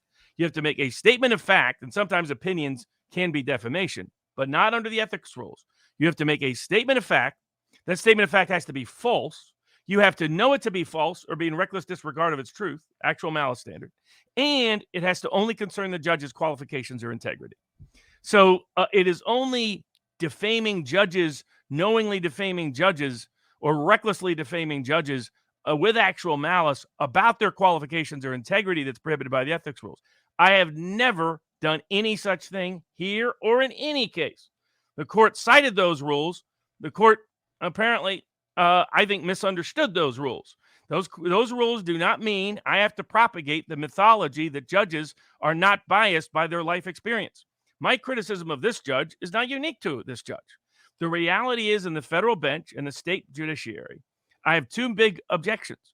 One is we have a professional managerial class because we have limited the act of adjudication to those with certifications and licensures and experience as lawyers, so that the professional managerial class has a monopoly on the judicial power of the government. And I think the professional managerial class is the least competent, least capable, least morally worthy agency to make good decisions for ordinary people. I think I'm a critic of licensure in general. I don't believe there should be any licensure for lawyers or anybody, frankly. I think it's a monopoly practice that inflates our fees and allows bureaucrats in the professional class to try to prevent ordinary people from getting competent, capable, meaningful representation. The second area of disagreement with the court is that I don't believe you promote judicial integrity by pretending that judges are not human beings. I don't believe you promote it by lying to people about what motivates judges. The reality is most judges, particularly federal judges, come with a very limited life experience. That life experience is overwhelmingly raised in upper middle class families, number one. Number two, they go through the educational process that acculturates them with distinct set of values different than that of many ordinary Americans in our tradition and our communities, particularly over the last several decades. And they overwhelmingly, as lawyers, have not only been limited members of a professional class, that means they have almost never been working class people their entire lives, but also they usually are appointed because they have worked for corporations or the government or both. They don't put people on the bench that have diverse life experience fighting for criminal defense rights and civil rights and ordinary people and plaintiffs' personal injury. None of that. That rarely gets you onto the bench. And you're usually picked, as federal judges have admitted themselves in scholastic publications, because their attitudes are instinctual deference to authority. A deference to authority that extends to big corporations, that extends to the government. And my criticism of this court was too much deference to the power of Pfizer and the U.S. government, rather than just look at the facts, just look at the law, don't defer to them at all, don't accept what they say on face value. After all, Pfizer is the biggest criminal drug dealer in the history of America or the world. They make El Chapo look like a corner street dealer on the streets of Chicago. They are the most criminally fine drug company ever in history. Why take their word? Why trust them? Why default to anything they say? That's my criticism of the court's prior decisions. It will continue to be, and it's not questioning his qualifications for the court. It's not questioning his integrity. It is questioning whether his life experience is leading him to make the best decisions in the interest of the law and the facts in this case. Robert, am I not wrong? I'm going to pull this up. I think Johnson & Johnson is a close second. If not, Johnson & Johnson back in 2013, Johnson & Johnson to pay more than $2.2 billion to resolve criminal and civil investigations. Allegations include off-label marketing and kickbacks to doctors and pharmacists. Gee, I wonder where this could be relevant once upon a time. So I don't know if Johnson & Johnson, how much was Pfizer ordered to pay? They were even more. They paid even more. Collectively, it's ridiculous.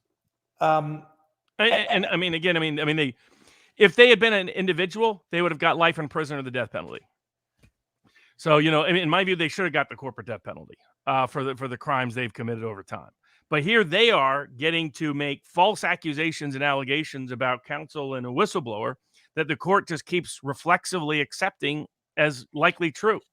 And I also just don't think courts should worry about tweets, period.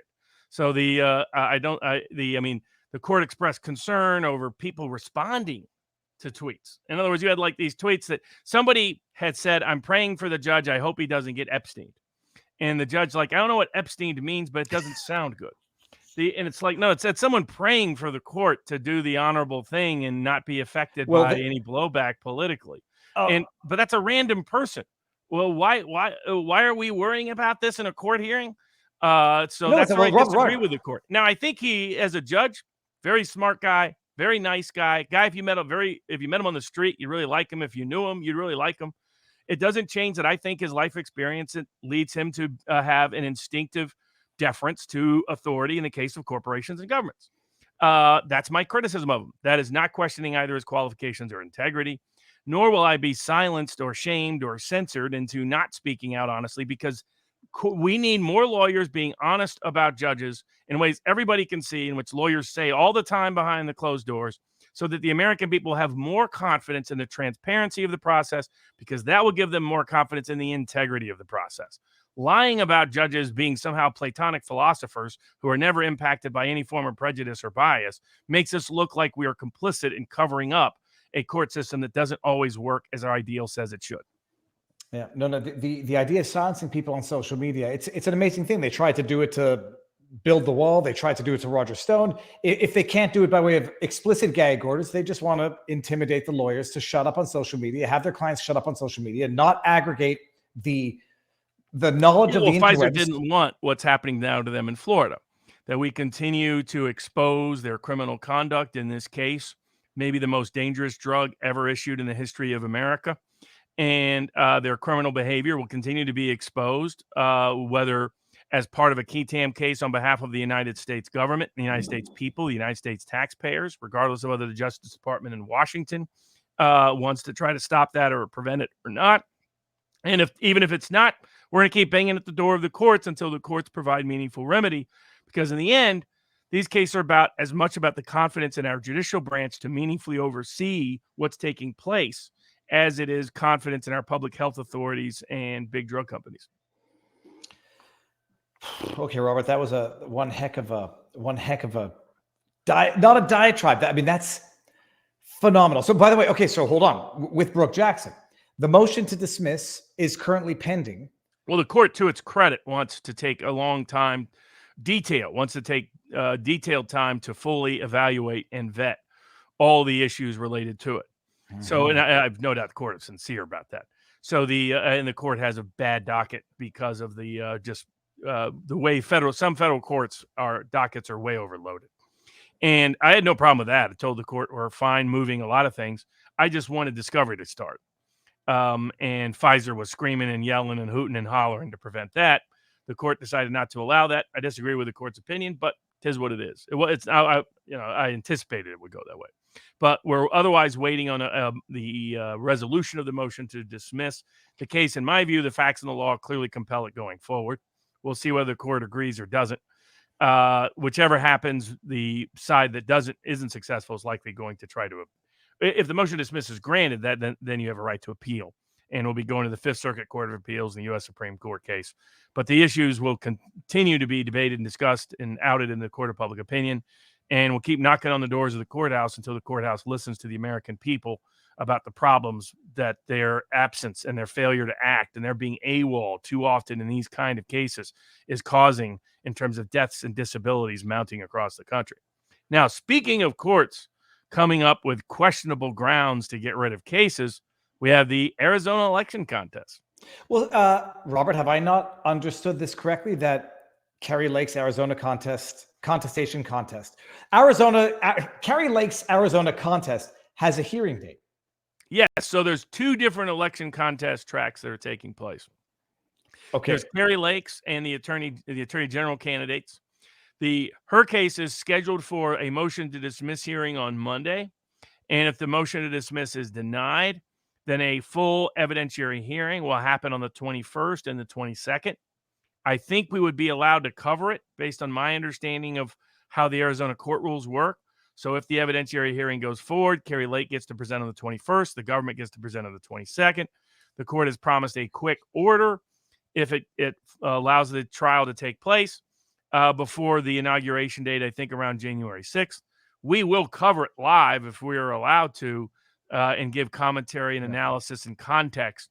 I think Kari Lake's case should go forward to a full trial. I think that judge is likely to allow it to go forward to a trial. The judge this past week authorized most of what Kari Lake wanted from an evidentiary perspective. And I think many of the motions to dismiss grounds are weak. Now, another case was brought by Secretary of State candidate, I think Fincham is his name. His case was dismissed on Friday. And his case was different. The vote margin that he has to allege was counteracted by illegal ballots is almost 10 times the size of Kari Lake's vote margin. So it's the reason why Blake Masters didn't file an election contest. 10 times the difference over what aggregate the vote margin. He had to show over 100,000 votes were illegally done. And that's a much higher threshold. Secondly, the lawyer who ended up handling his case, to my knowledge, not really an election lawyer. He's an older lawyer who said he was willing to take it because he's 76. And what can the state bar do to him? And the state bar is usually just the delegated agency, again, of the state Supreme Court for enforcement purposes, due to him at that age. That does show some problems with the lack of quality Arizona lawyers willing to take these cases. However, Kari Lake found a national lawyer to take the case and bring in a local counsel to be pro hoc. There are people that had advised Fincham to do the same. Fincham didn't for whatever reason. So his challenge appears to have, one, it's nowhere near as strong and robust as Kari Lake's. It didn't appear to even raise, as far as I could tell, the full scale of signature match issues that she's raised, the full scale of it. But there's a certain magic language. Last 2 years ago, I put up my draft petition, election contest petition, on locals on vivabarneslaw.locals.com, so people could read and review it, understand what's necessary, and if they wanted to draft their own, they were free to do so. Use the language however they wanted. Here's the key language you need in any election contest. You need to just two claims. One, there's a certain number of illegal ballots. You don't have to prove fraud, just that there's a certain number of illegal ballots that were counted, canvassed, or cast in some manner that violated the law. And second, that the number of those illegal ballots exceeds the margin of victory. It appears that allegation wasn't even sufficiently made in the petition. So there were problems with the petition. That said, the judge's ruling was an utter joke. And here's why. She spends half the opinion saying latches applies. She actually says in the opinion, and this is a judge appointed by Doofus Ducey, the former McCain-oriented Republican governor of Arizona, the exiting one, the one that's already invited Katie Hobbs, the Democratic candidate, into office while this election contest is pending. So that gives you an idea for how bad he is. People tell me there's very little difference between how Ducey and Hobbs will be governor, frankly, in terms of meaningful public policy. So, and then this judge is a judge that, father was from India, mother's from Mexico, went around as, women in the law discussion. That kind of biography, again, because I think life experience does influence judges, didn't give me any confidence that she would be really hold the state to the state to their fire. She may have had legitimate grounds to dismiss the election contest petition on the issues that I identified, but instead, did a kitchen sink routine. A judge that wants to screw you and wants to rule against you will often do the throwing everything but the kitchen sink into the opinion. That's a sign, frankly, of bad adjudication. Whenever I see that, I'm like, oh, okay. Right? You say, well, if it's not this, it's that. If it's not that, it's the other thing. If it's not the other thing, it's this thing. If it's not this thing, it's the other thing, the other thing, the other thing. That tells me you wanted to screw the litigant, and you were looking for excuses rather than it actually being your reasoning. But nothing exposes that more than the absurd application of latches. Latches is a limited doctrine that is when somebody has been so unreasonable in delaying bringing the case to court that it's irreparably prejudiced your. I mean, I assume you've dealt with it in Canada, right? Yeah, absolutely. We have latches. I mean, it's the idea that you've waited too long. You've prejudiced yourself through your own conduct. I'm just taking something out of my pocket, but typically overt, egregious, undeniable. In this case, Robert, I don't even know how latches could even come up. I mean, the dispute itself. It's not one that could have been litigated beforehand because nobody knew this was going to happen the day of. I don't understand it. And we're going to get to the sanctions part afterwards because I don't understand how it gets dismissed, but how it's so frivolous on its face that they can entertain the notion of sanctions unless it just means something different in the States. But no, it's make it make sense. Unethical judges trying to intimidate lawyers. That's what it is. Because, I mean, listen what's going to happen to Fincham and his lawyers. He's going to be sanctioned by a federal court for suing too early when he sued a few months ago. And now he's about to be sanctioned by a state court for not suing early enough. I mean, this makes the court look like a joke, and this judge is a joke. This ruling is a joke. It is a disgrace. Robert, I want to... She actually says that Fincham should have sued 5 years ago. 5 years ago. When he wasn't even a candidate for office, when this office wasn't even up for an election. Now, of course, had he done so, he would have been dismissed for either lack of rightness or standing grounds, and he would have been sanctioned for doing that. So sanction if you sue early, sanction if you sue in the middle, sanction if you sue late. Doesn't matter. I used to call it, and it's the worst. All of these bogus doctrines, these Pontius Pilate pretext excuses for not making decisions are the worst in election law, because here's how I used to call it. It's It's not ripe in spring. It's moot by summer, and it's latches by winter. Either which way, and it's no standing pretty much all the time. It's and if you challenge it, and you're not a favored group. If you're if you're Mark Elias, you're really good at money laundering, like Mark Elias is. If you're a Democrat, a favored group on the Democratic side, the NAACP, if you're a favored Republican, if you're from George W. Bush or one of those, then all these rules magically vanish. And suddenly, oh, yes, we as a court absolutely can issue this relief and remedy. But if you're a disfavored populist who's not from any of those groups, it doesn't matter whether you're Ralph Nader and Jill Stein and the Green Party and the Peace and Freedom Party and the people on the left that I've represented, or you're the Libertarian Party or the Tea Party or the Constitution Party or the Taxpayers Party or Donald J. Trump or Mr. Fincham, by golly, all the rules don't apply. And what the judges do is they think the reason why people have doubts about elections is because these mean lawyers, these lying lawyers, raise questions about the great integrity of our election system. And we just need to discipline these lawyers so that these cases never get brought and everybody will believe the myth again. No, they don't believe in our elections because our elections are often a crock. That's why. Because we have election officials blocking out windows so people can't see what's going on. Because we got ballots delivered by some writer truck at 3 a.m. Because we got counts that they can't count. 1 minute it's this number of ballots, then it's another number, then it's this number, then it's another. That's why people have questions and doubts about our election system. And those questions and criticisms have been from the left to the right over the past 25 years. That's why.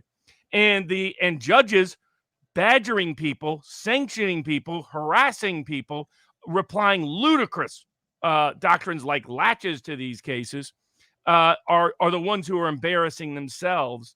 And what they're doing is not only are they impugning the integrity of elections, they're impugning the integrity of the judicial branch by approaching these cases in such a dishonorable and frankly intellectually dishonest way.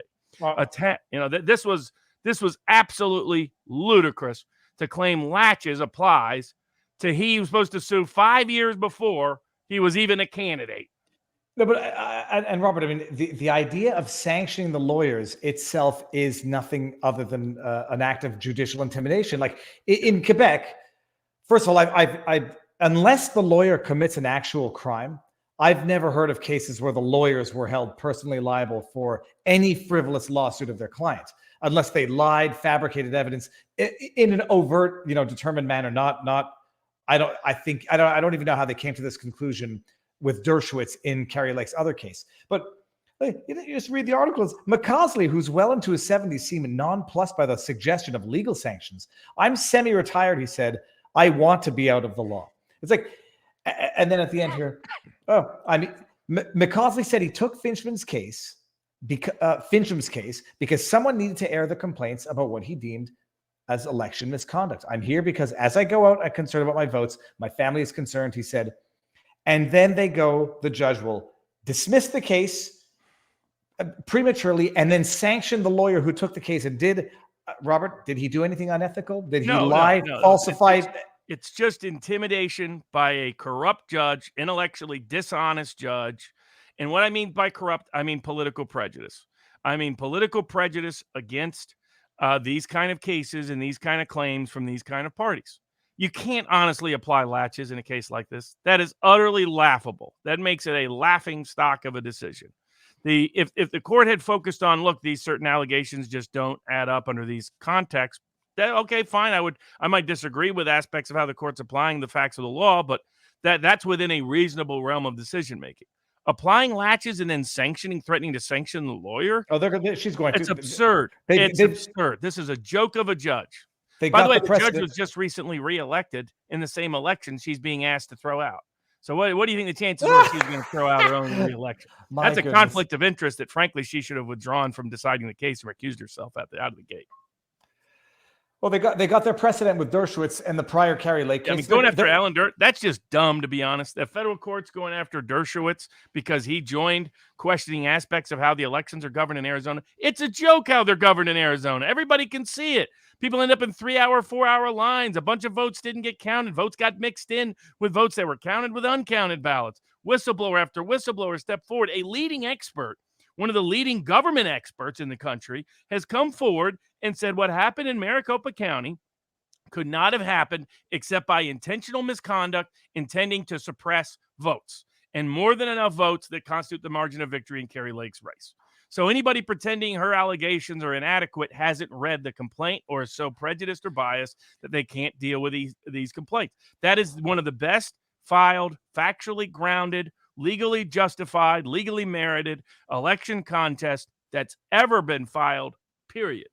And we'll see if the Arizona court that's on her case will help the judicial branch look a lot better than this joke of a judge did in this other case.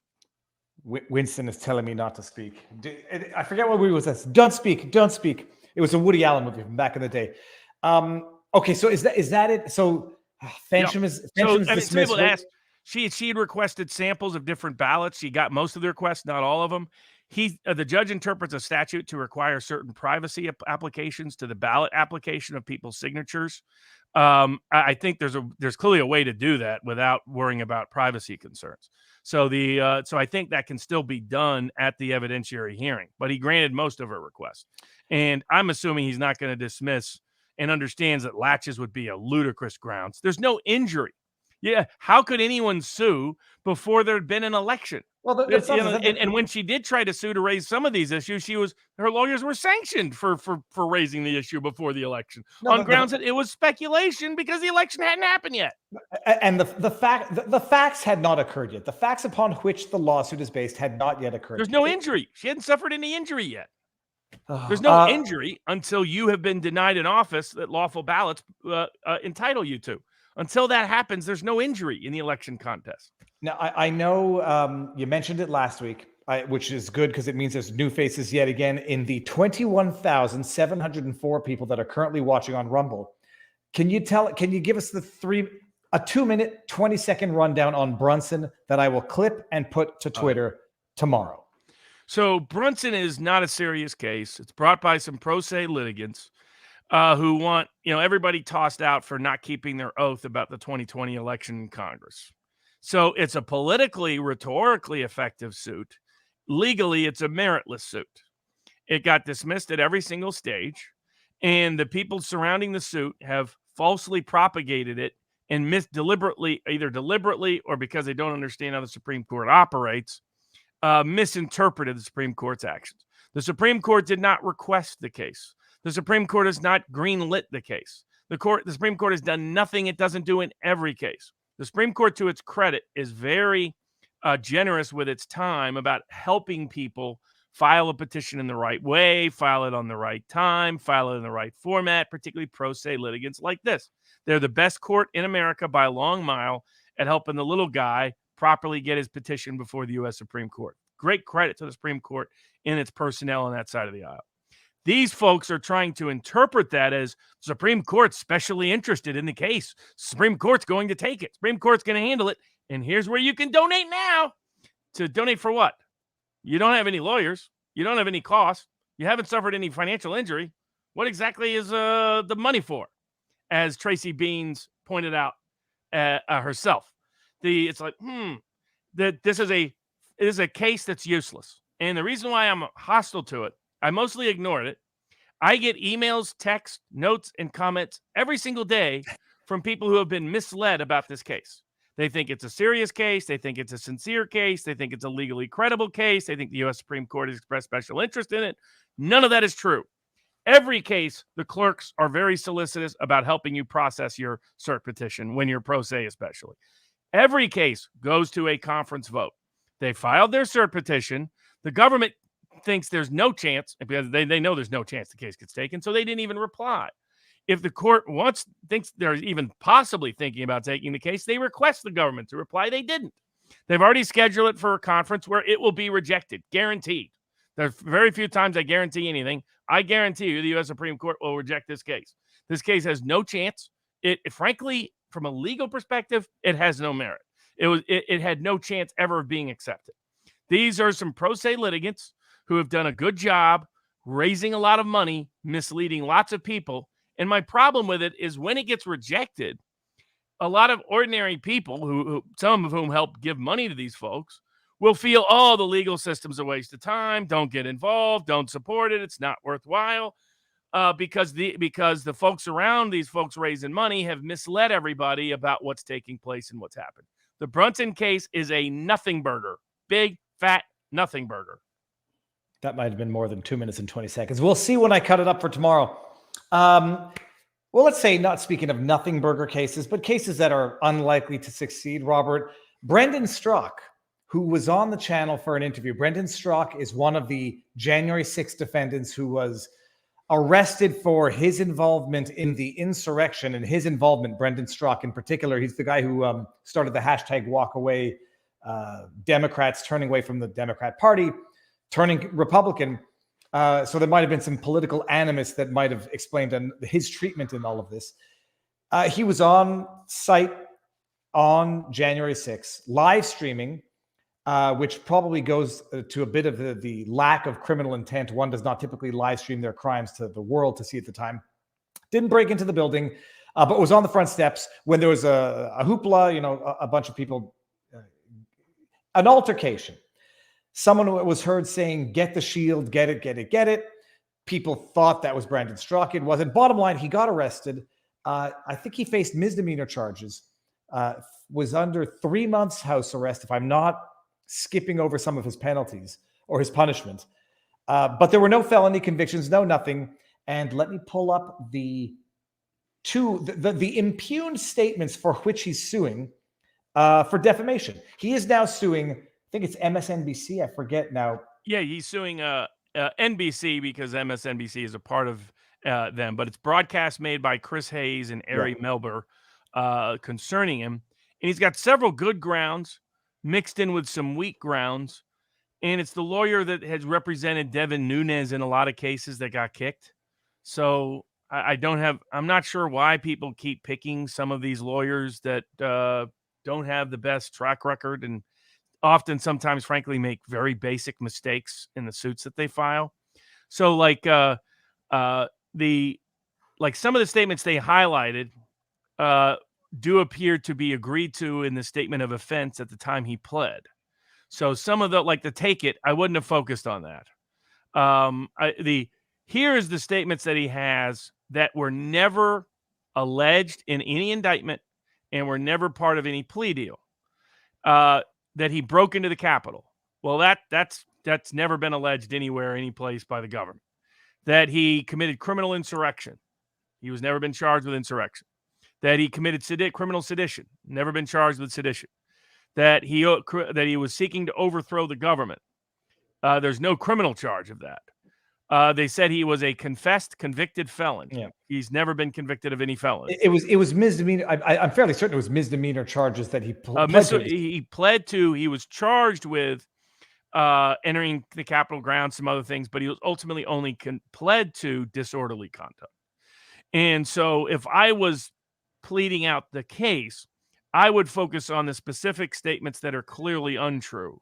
The big one being claiming he's a confessed, convicted felon when he's never been convicted of any felony in his life.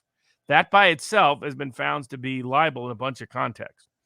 The question will come up with, is insurrection a statement of opinion or a statement about a specific criminal law? Is storming the Capitol, is that a statement of opinion or a statement of law? Yeah. Now, he's called a domestic terrorist. Well, are they referencing the law or are they referencing a personal opinion? Overthrow the government. Is that a statement of opinion? Is that a statement about a specific criminal law like sedition?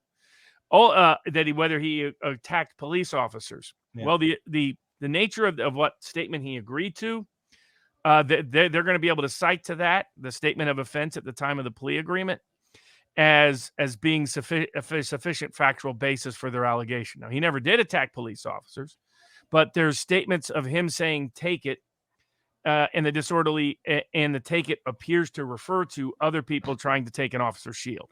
Okay, so yeah, I think it would be better off you'd get more sympathy from the court. Just make it simple.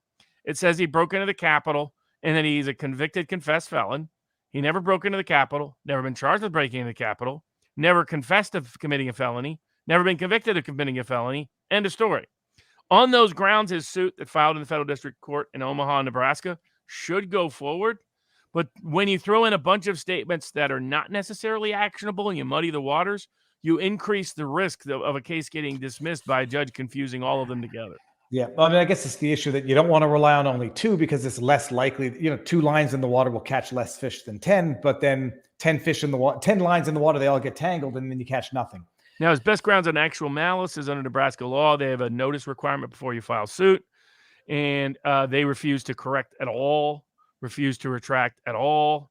The allegation is that they knew these statements were false at the time they made it, didn't cite or have a source, and never requested comment.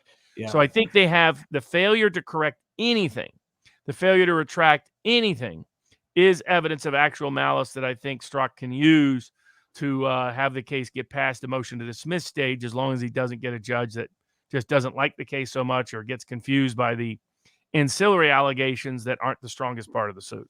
Yeah, well, but we now have both the Rachel Maddow and the Tucker Carlson defense, which are variations of the same, which is who the hell watches Chris Hayes and thinks that you're getting statements of fact. I say that as MSNBC is around 1.2, 1.3 million. It's CNN that has collapsed, but MSNBC is actually, they seized the Democratic audience about 2 years or so into the Trump administration, and they've never given them up. What killed CNN actually was MSNBC rather than Fox. Yeah. Now, Fox still is getting 2 million plus, and nobody gets close to Tucker. Tucker beats any numbers that I argued for years that someone like Tucker would do better than Bill O'Reilly. And people are like, oh, no. Not only does he do better than Bill O'Reilly in total viewership by 10 to 20% on average, more importantly, O'Reilly used to get people that were only looking at the latest Metasol or whatever you call it ad. I mean, God bless, but it was really old audience. Tucker is the best, not only getting the biggest audience in general, the best at getting the youngest audience. And his presentation about the Kennedy papers this week was co-equal with the presentation made by Mark Robert on America's Untold Stories with Eric Conley this past Friday. Well, Robert, I only saw the 7-minute segment, so I don't know if there was a longer one.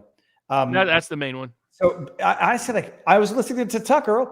I all of a sudden felt like the smart guy in the room because I've heard all of this before in greater detail. What coming from Mark Robert, Eric Hunley, America's Untold Stories, where they have part 1, part 2. Did LBJ, CIA have a hand in killing JFK? What were the recent releases and documents that are now confirming what a great many people have known, believed all along? Well, a lot of these, what they really released as Grobert went through was more a distraction than focused on the main part. But there's just increasing evidence that's been released over the last several years that implicates the Central Intelligence Agency directly and the connections between Oswald and the CIA that the CIA long denied and tried to hide. And so that's the main thing people are continuing to point to and focus upon. And Tucker Carlson used it also as a good opportunity to out Mike Pompeo, saying that Pompeo encouraged Trump to keep a lot of these records hidden, and more records that are coming out hidden, and that Tucker invited Pompeo onto Fox to interview about the topic. Yeah, multiple times. Politely declined. Exactly. Well, he wants to be president because he's a deep state shill. He always was while he was at the State Department and while he was at the CIA. But the release of these documents shows there's no grounds to release them, to deny releasing of them. All of them should have been released years ago. They were supposed to have been released years ago. It's embarrassing that it was this way. Robert Kennedy used the opportunity to say that to praise Tucker Carlson for his presentation and remind everybody that the CIA and the deep state was what was behind the assassination of both his Uncle John and his father, Robert Jr. I mean, he's Robert Jr.'s father, Robert Sr.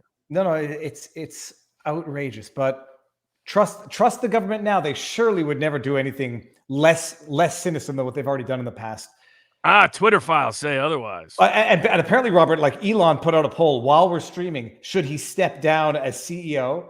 And apparently Taibbi's dropping some more bombs, which I'm going to have to catch up on afterwards. Robert, I'm going to just go to the little boys' room and do something else for 1 second. But the Metropolitan Nazi stolen artwork. If you want to talk about that sure. for like 2 minutes while I run, and I'll be back in a second. No problem. So it's one of the great Van Goghs. It's a Van Gogh that was of trees in a field, owned by a Jewish family in Germany. Seized from them illicitly in the 1930s, sold initially to a German art dealer, who then, after World War II, managed to magically hide it. And this reflects the fact that the people running the Army Recovery of Property ended up at the New York Metropolitan Museum of Art, and they ended up magically with this painting that they somehow accidentally didn't recover for the Jewish family after the war. The Met owned it for almost 20 years or so, and then sold it in secret to a shipping magnate from Greece, who still has it in their foundation in a museum in Athens. Even loaned it to Amsterdam a year ago or so. A lot of the tracking this painting down only came out in recent years because the New York Metropolitan Museum of Art's complicity and culpability in gathering, seizing, owning, and then reselling Nazi art was only recently exposed in a range of inquiries and investigations. And this is in part because the people at the New York Metropolitan Museum of Art were connected to the Army efforts. And what agency did they work for? The Office of Strategic Services and the Central Intelligence Agency.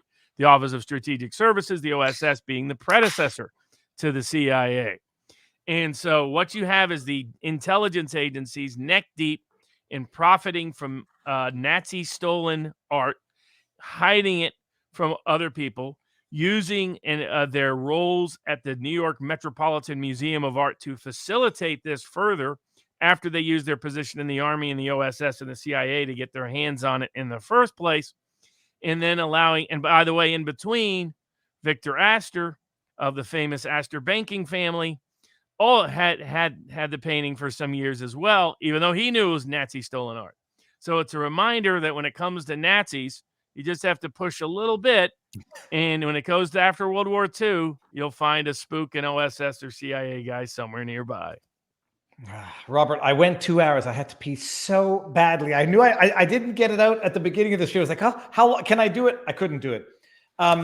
Okay, so I missed that. I'm going to listen to that afterwards, but I read it, and it's very interesting. So they filed federal suit for return of the property, restore of the monetary value of it that others have taken in the interim, and there's a right to do that under a range of laws. And because they're suing the Met, and because and it relates to, based on recent U.S. Supreme Court cases, they likely can sue the private Greek foundation because it's not suing a foreign government. But I don't know. By the way, the painting apparently is hanging there in Athens. Well, how many of these suits have succeeded in the past? Because now most have, and that about 15 years ago, the dam broke on this. Originally, it was very hard to successfully sue, and I think Schindler's List and some other things,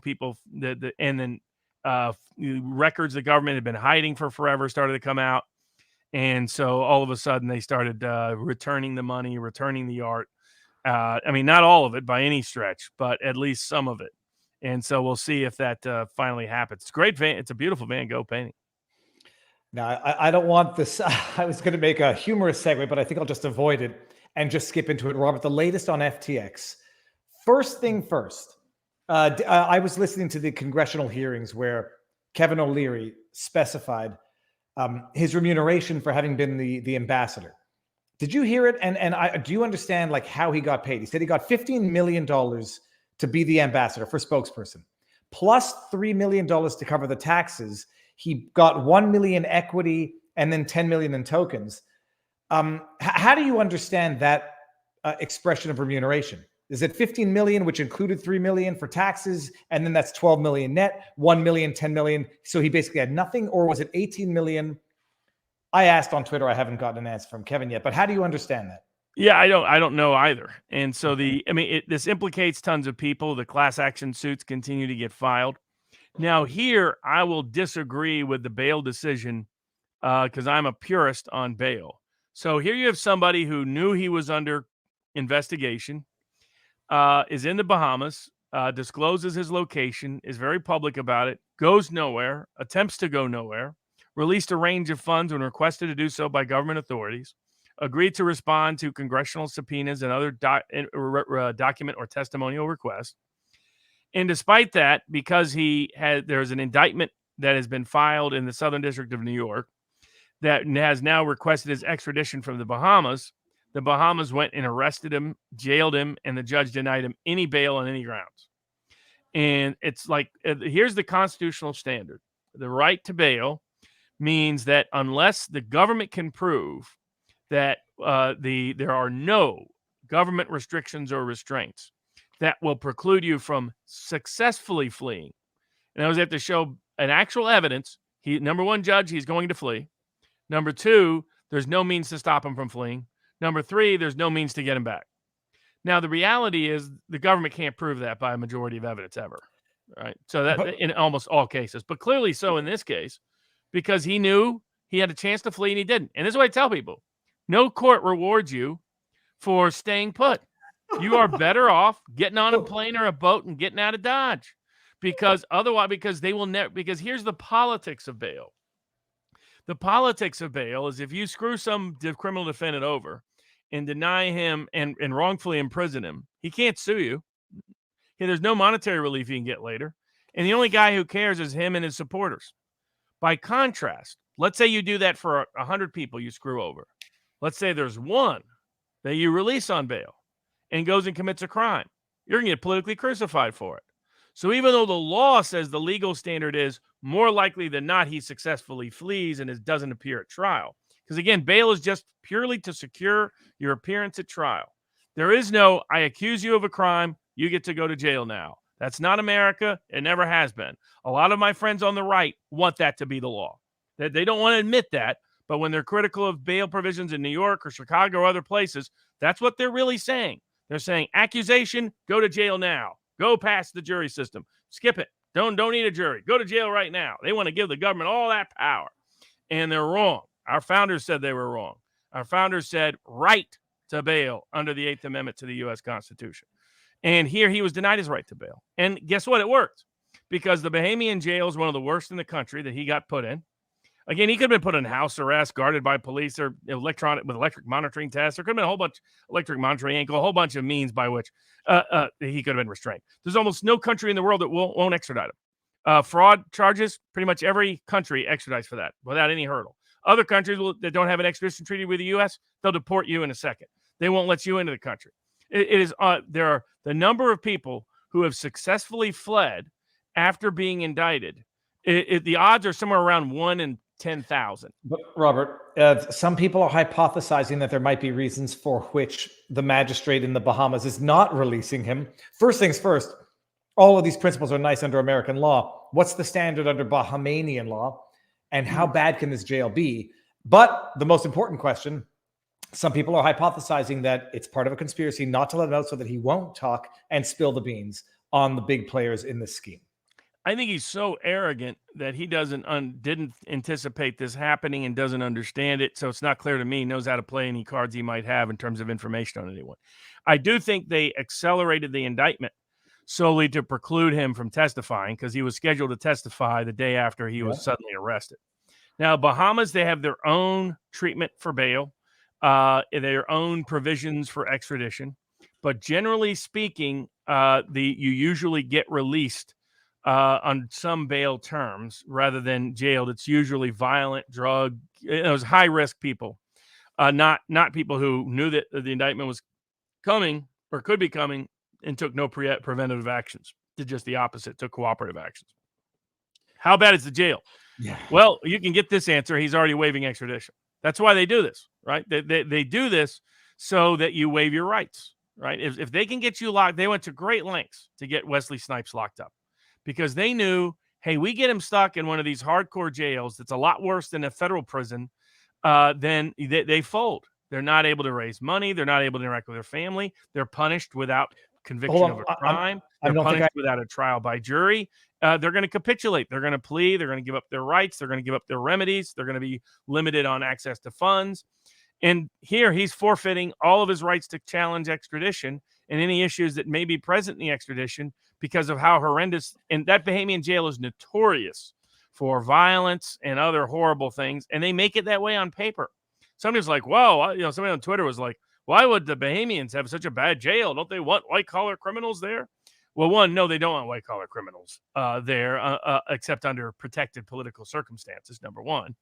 And number two, what utility is bribes if your jail is actually a good jail, right? If you have a good jail, if you have a jail that nobody is intimidated by, nobody's going to pay any Bahamian official any bribes. And, that's currency down there in the Bahamas.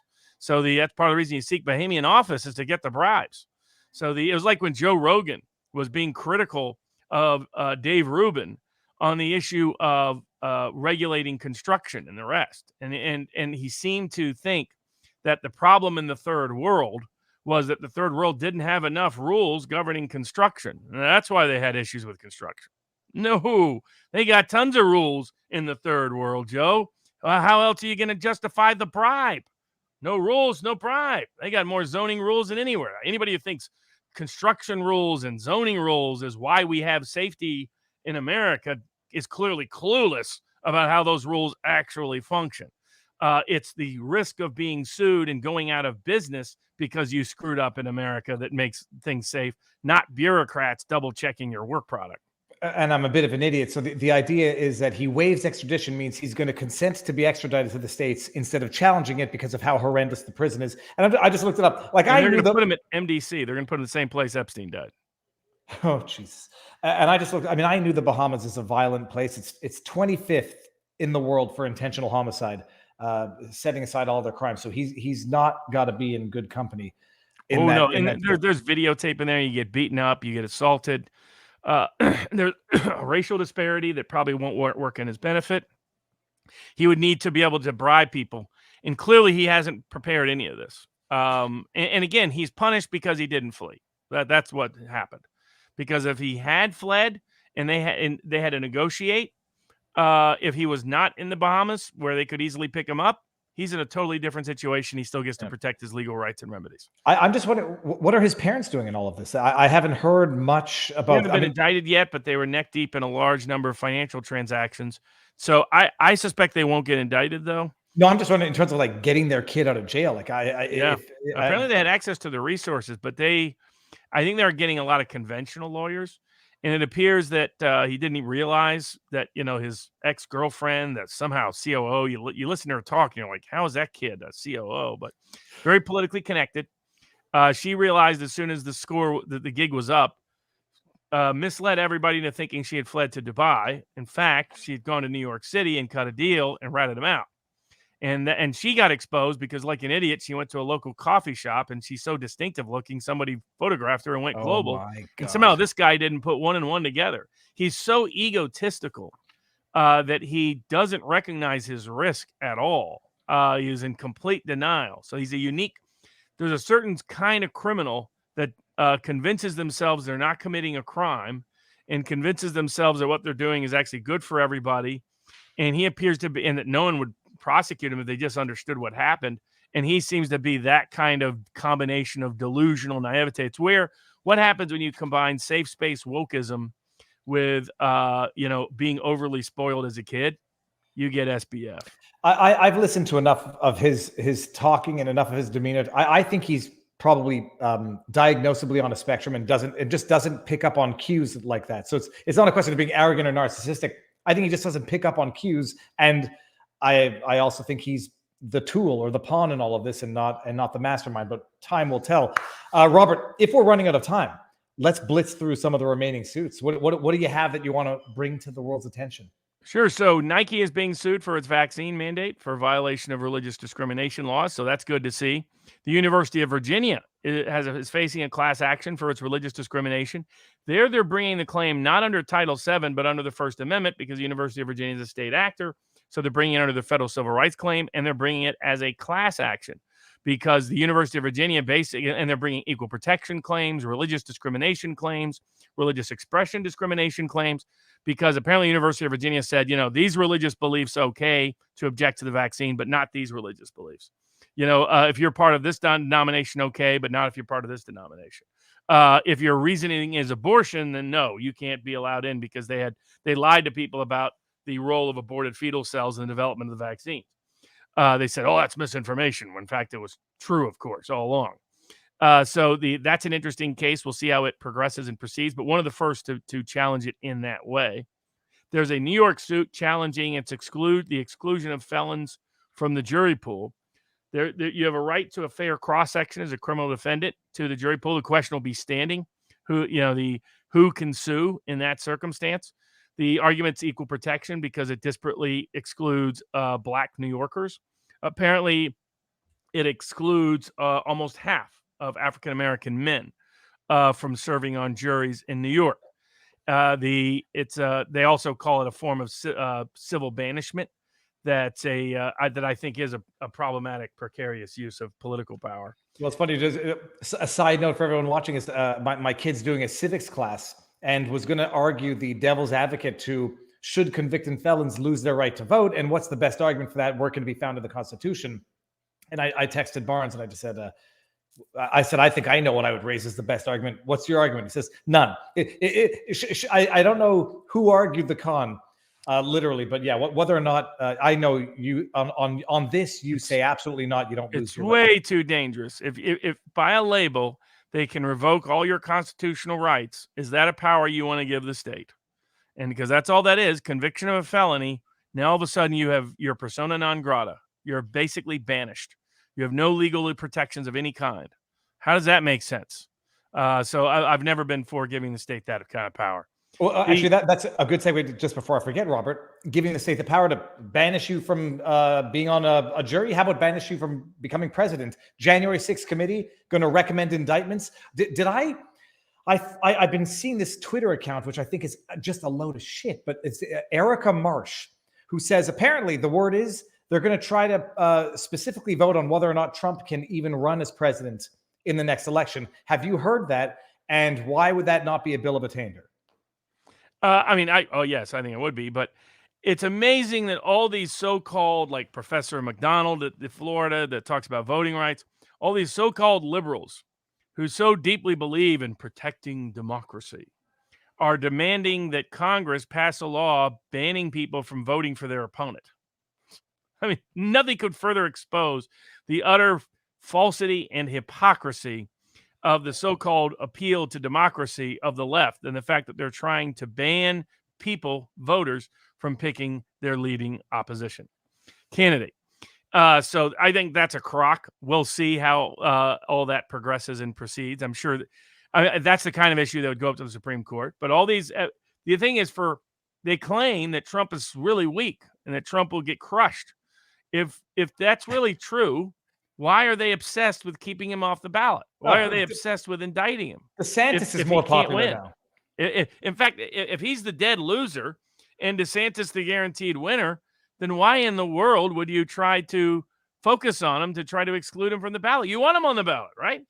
And so that should tell everybody they don't believe. When you see some poll saying Trump getting crushed, Trump losing, if they really believe that, they wouldn't be obsessed with him. If they really believe that, they wouldn't be trying to ban him from the ballot. If they really believe that, they wouldn't be coming up with these absurd criminal prosecution referrals, whether they want him prosecuted for obstruction and sedition and insurrection and conspiracy and all this nonsense that the 1-6 committee is going to refer. You never know with a DC jury. They might grand jury might indict on some utter nonsense. But I think that this might be the kind of case, if they were to bring it, the Supreme Court finally fixes and stops the political weaponization of these laws that have long been very dangerous to civil rights and civil liberties in America and dissident speech in America, because there's no factual or legal grounds to indict Trump on anything. And they're doing it after his account has been reinstated, and we saw and can still see his last two tweets. Insurrection, where he says, be peaceful. It's so laughable. Yeah, where he tells people stay peaceful, don't cause any crime. Respect the police. Respect the police. We're the law abiders, not the law violators, all the rest. So it's utterly absurd to accuse him of any of those things, but it shows how political the Justice Department is currently, and the DC grand jury pool and judges are, and the Congress, the January 6th committee is. that they're even trying to talk about this nonsense, really. Now, Rumble has sued New York. So this is a good case. New York has passed an online hate speech law.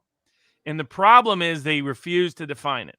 So Rumble, we drafted Rumble's current or the rules they're going to be putting in place that's going through a vetting process, allowing a lot of third-party contact, communication, etc. But our rules have definition and specificity. And the reason they have that definition and specificity, it's like something like doxing in the Elon Musk debate. There are certain things that are outside the First Amendment. So if you disclose someone's personal address and identifying information for the purpose of harassment, knowing it is likely to cause harassment, then you're outside the protection of the First Amendment, which is what it appeared some people were doing in disclosing the private identifying information of Elon Musk and his family at the time they did so. That would be illegal, but that's the limitation. It has to have that purpose. It has to have that provision. By contrast, when Project Veritas interviewed executives on the public streets outside their private home, that was not doxing. They were not doing it for the purpose of harassment. They were not doing it for the purpose of getting other people to harass it. Their focus was asking the guy questions that were meaningful, not for purposes of putting him in fear of his well-being. However, Project Veritas was then banned by Twitter. The media celebrated it. What the media did was a lot worse. So for them to now say, we thought doxing was totally fine. We thought it was totally okay. You didn't. You frauds. Their argument is that it's public information, even if this guy had to circumvent the PIA, the private identifying thing of the plane. He found a way to. They didn't take that argument when it was public information of the guy in a public street outside his home. Forget that. Veritas, they took the exact opposite position. And when CNN went to the old lady's house, who they thought was behind some of the tweets, the hypocrisy is stunning, especially when and the duplicity and the double standards and horrible human beings like Taylor Lorenz, who has a long history of doing it and then crying about anybody saying anything to her. So the double standards. But similar here, the problem is the state of New York has passed an online hate speech law that imposes all these obligations on social media companies like Rumble without limiting it to the monopoly powers that be, which is where Trump's big tech censorship law is focused on. He's focused on those that are the large companies that have near monopoly scale power, so it wouldn't impact the ordinary person, the ordinary small publisher. Here, this applies to every publisher, and it's very subjective. What it says is, if you do anything to, quote, vilify or humiliate people that are in a protected category, and a random third person perceives it as vilifying them or humiliating them, then you have to remove the content, and you have to change your rules. So Rumble sued, saying this is First and 14th Amendment violation. First, you're requiring us to put up certain statements. That's compelled speech. That's in violation of the First Amendment. Second, you're banning speech based on its content, and that violates the First Amendment. And third, it's really overbroad and vague. We're subject to the random whim of a random third person. There's no objective limitations. There's no requirement of an appeal process. There's no limited definition of the word vilify, no limited definition of the word humiliate. That's why we chose, words that have both the common sense and understanding, but also a legal specific interpretation. And New York's law doesn't do that. And so it's a good lawsuit brought by Rumble against New York. Hopefully it succeeds because it would show where you can regulate things within the meaning of the First Amendment. Doxing is not protected by the First Amendment. Publicly confronting someone in public is protected by the First Amendment if they're a public person. You can't do things that put a reasonable person in fear of their well-being. Stalking and certain kinds of trolling goes past the line. Certain things don't. And all of us kind of know what it is. I mean, I don't want to be the Supreme Court justice. It says they just want to. Someone said, "Well, if I see Elon at a, Elon just doxed himself." I mean, what was their grounds to do so? Like Project Veritas had a specific public purpose of confronting an individual about illicit activities they were complicit in public, giving them an opportunity to respond. What's the public interest in the well-being and in the whereabouts of Elon Musk's son? Well, what's the public interest there? They're going to say that was a mistake. They thought it was Elon because they had, geolocated based on public available information. Even that, what's the well-being of exactly where he is by coordinates at a specific time? If you want to say you think he's going to location X, or that'd been one thing, but they were disclosing his location in real time on a constant basis. And that was the argument, was that, that's how people found that certain people traveled to Epstein's Island. And then it goes back to Elon's original tweet. And particularly after the fact, right? But disclosing in a constant basis where someone is moving about doesn't clearly have public justification in it that I can see. What is the public interest in knowing Elon Musk's coordinates at a given time? I'm not. If you want to say he attended this place, he was going to see Trump in Mar-a-Lago. He landed. Okay, I get that, but giving real live time coordinates to where if somebody wanted to harm him, they would know exactly where to go and when. That strikes me as past the pale of what's in the public interest.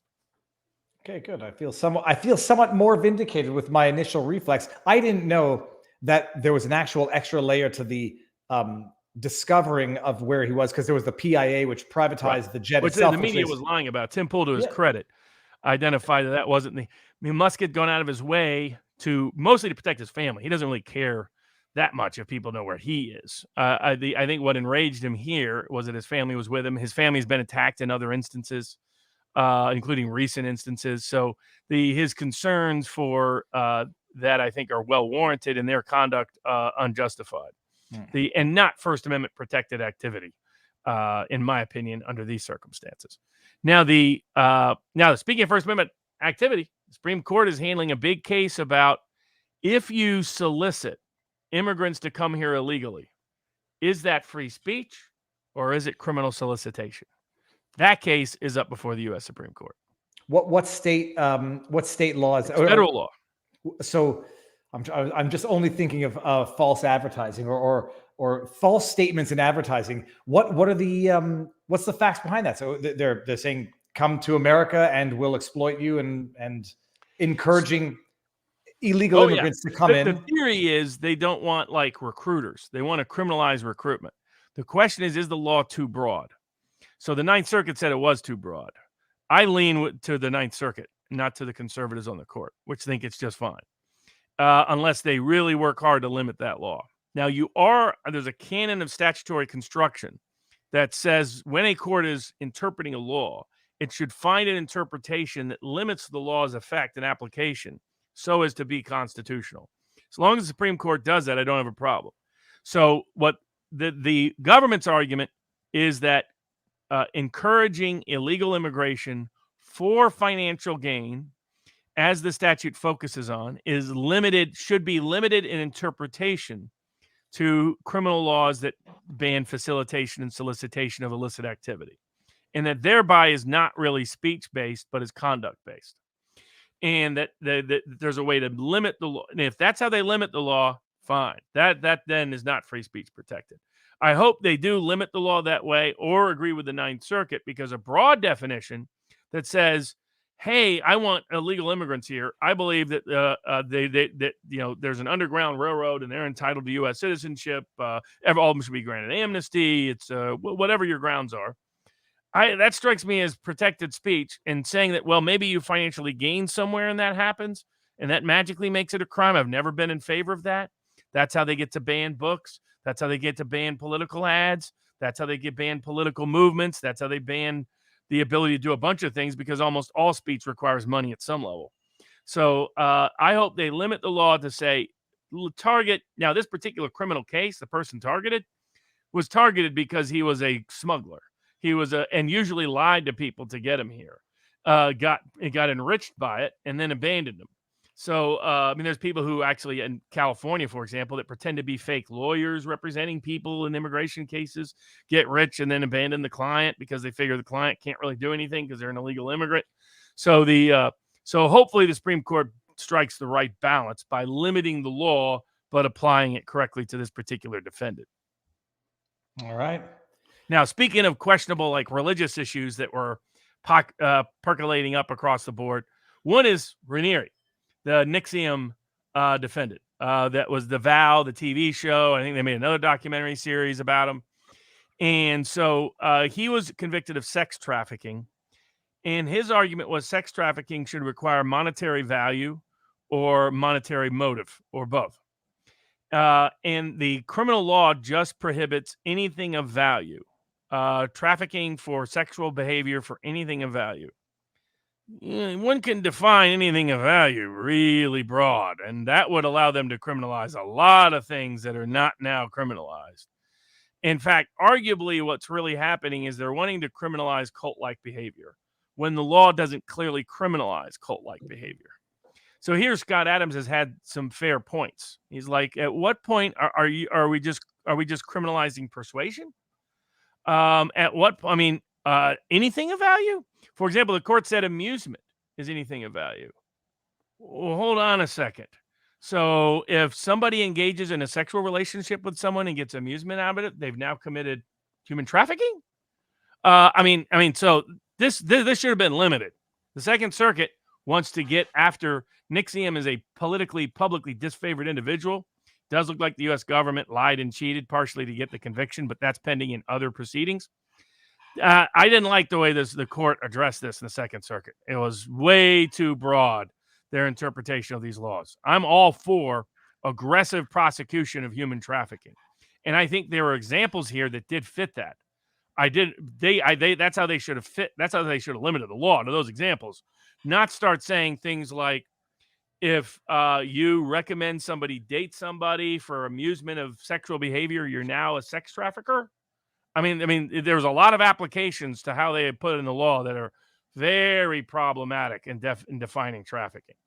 Again, here, there was evidence that he used blackmail and extortion on particular women, one of them alleged to be underage, for which they had to engage in sexual activity with him to avoid the blackmail or extortion being used against him. That, to me, does fit the definition of sex trafficking, and is a very common tactic by sex traffickers. There was no need to say things like amusement constitutes sex trafficking.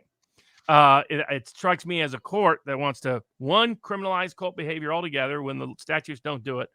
Always force the legislative branch to do that. Don't try to rewrite in something you think should be there but ain't there. Not your constitutional role. And then second, don't be interpreting these things in such a broad way that now you can go after anybody anywhere you just don't like, beyond what all of us understand sex trafficking to be. Well, so, some might argue that's the feature, not a bug, Robert, especially when it comes to political accusations of sex trafficking, not to name any names in particular. Well, you talk about sex trafficking, you could argue some of the gender identity laws. I was gonna go there, but I don't want to. I don't know what level the sex trafficking has in any of that, except for, potentially the. I'm just waiting, Robert, for it to become a matter of time before gender expression involves sexual expression, and they're going to say, well, if a kid can consent to gender expression and it's a protected identity, that might include sexual expression at a point in time, and we are well past the slippery slope. Robert, no doubt. So there are two big cases on that.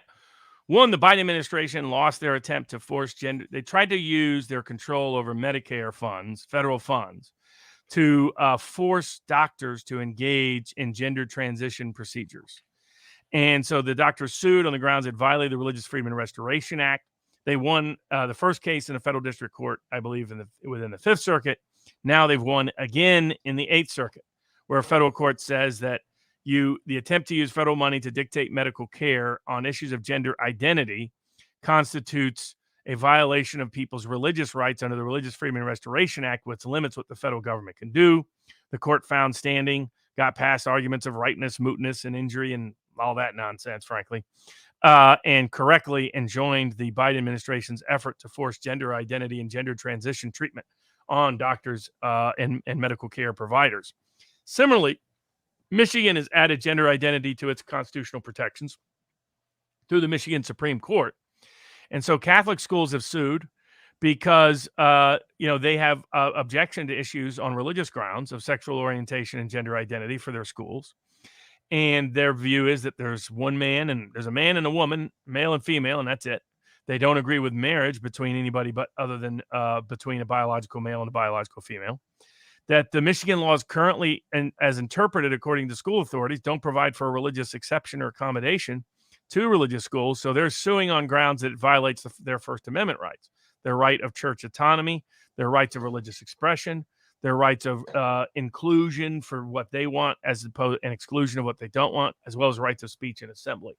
So that's a good First Amendment case, should prevail, but it shows that issues of gender identity are going to continue to be litigated throughout the courts as there's an effort by the professional managerial side on the left to force feed this upon unwilling and unwanting populations, particularly where they have a political edge.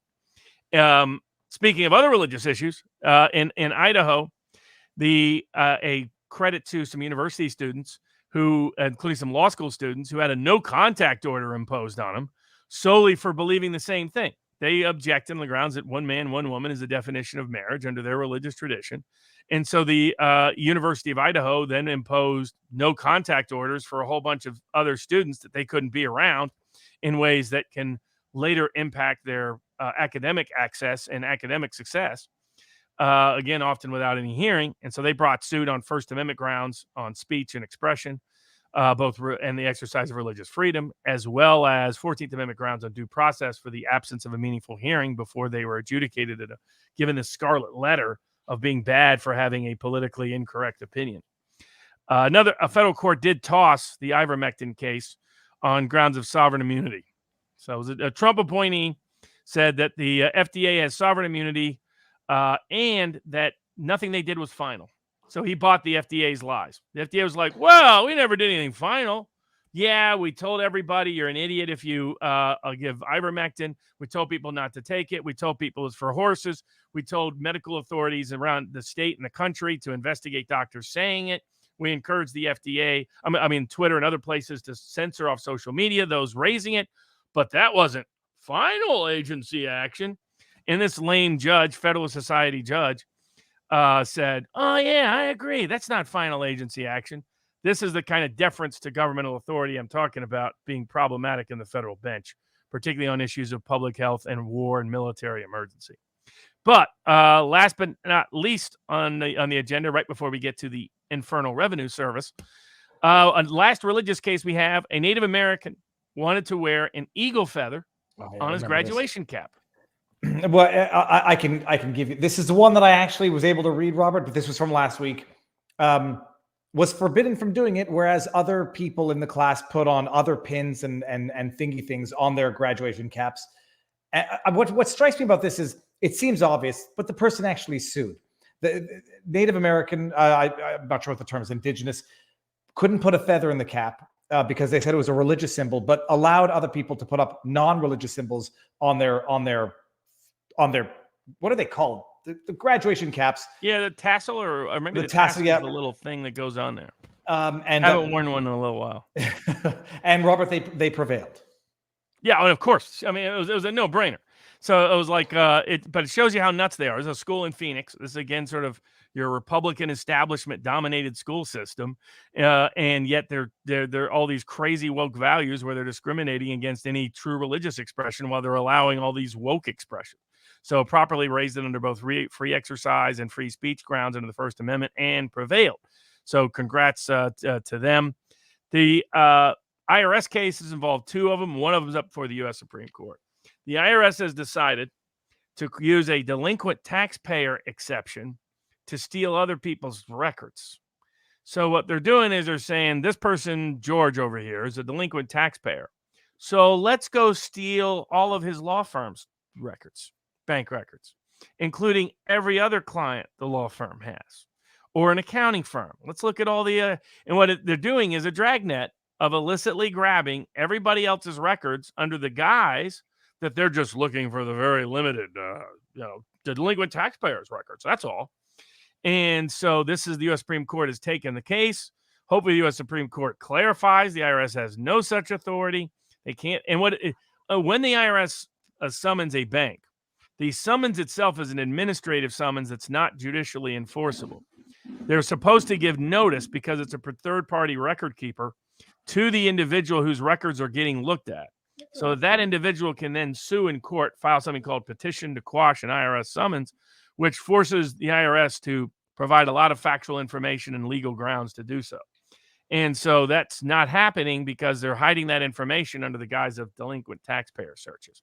And that's why we should not be giving IRS power, especially expanding the definition of reportable transactions to where now PayPal and everybody else is going to be sending in every transaction and requiring you as an individual, if you pay anybody over $600, now you have to report it to the IRS, and everybody that's a third-party payer now has to report it to the IRS. Robert, it's a good thing they got 87,000 new agents, so to help enforce that.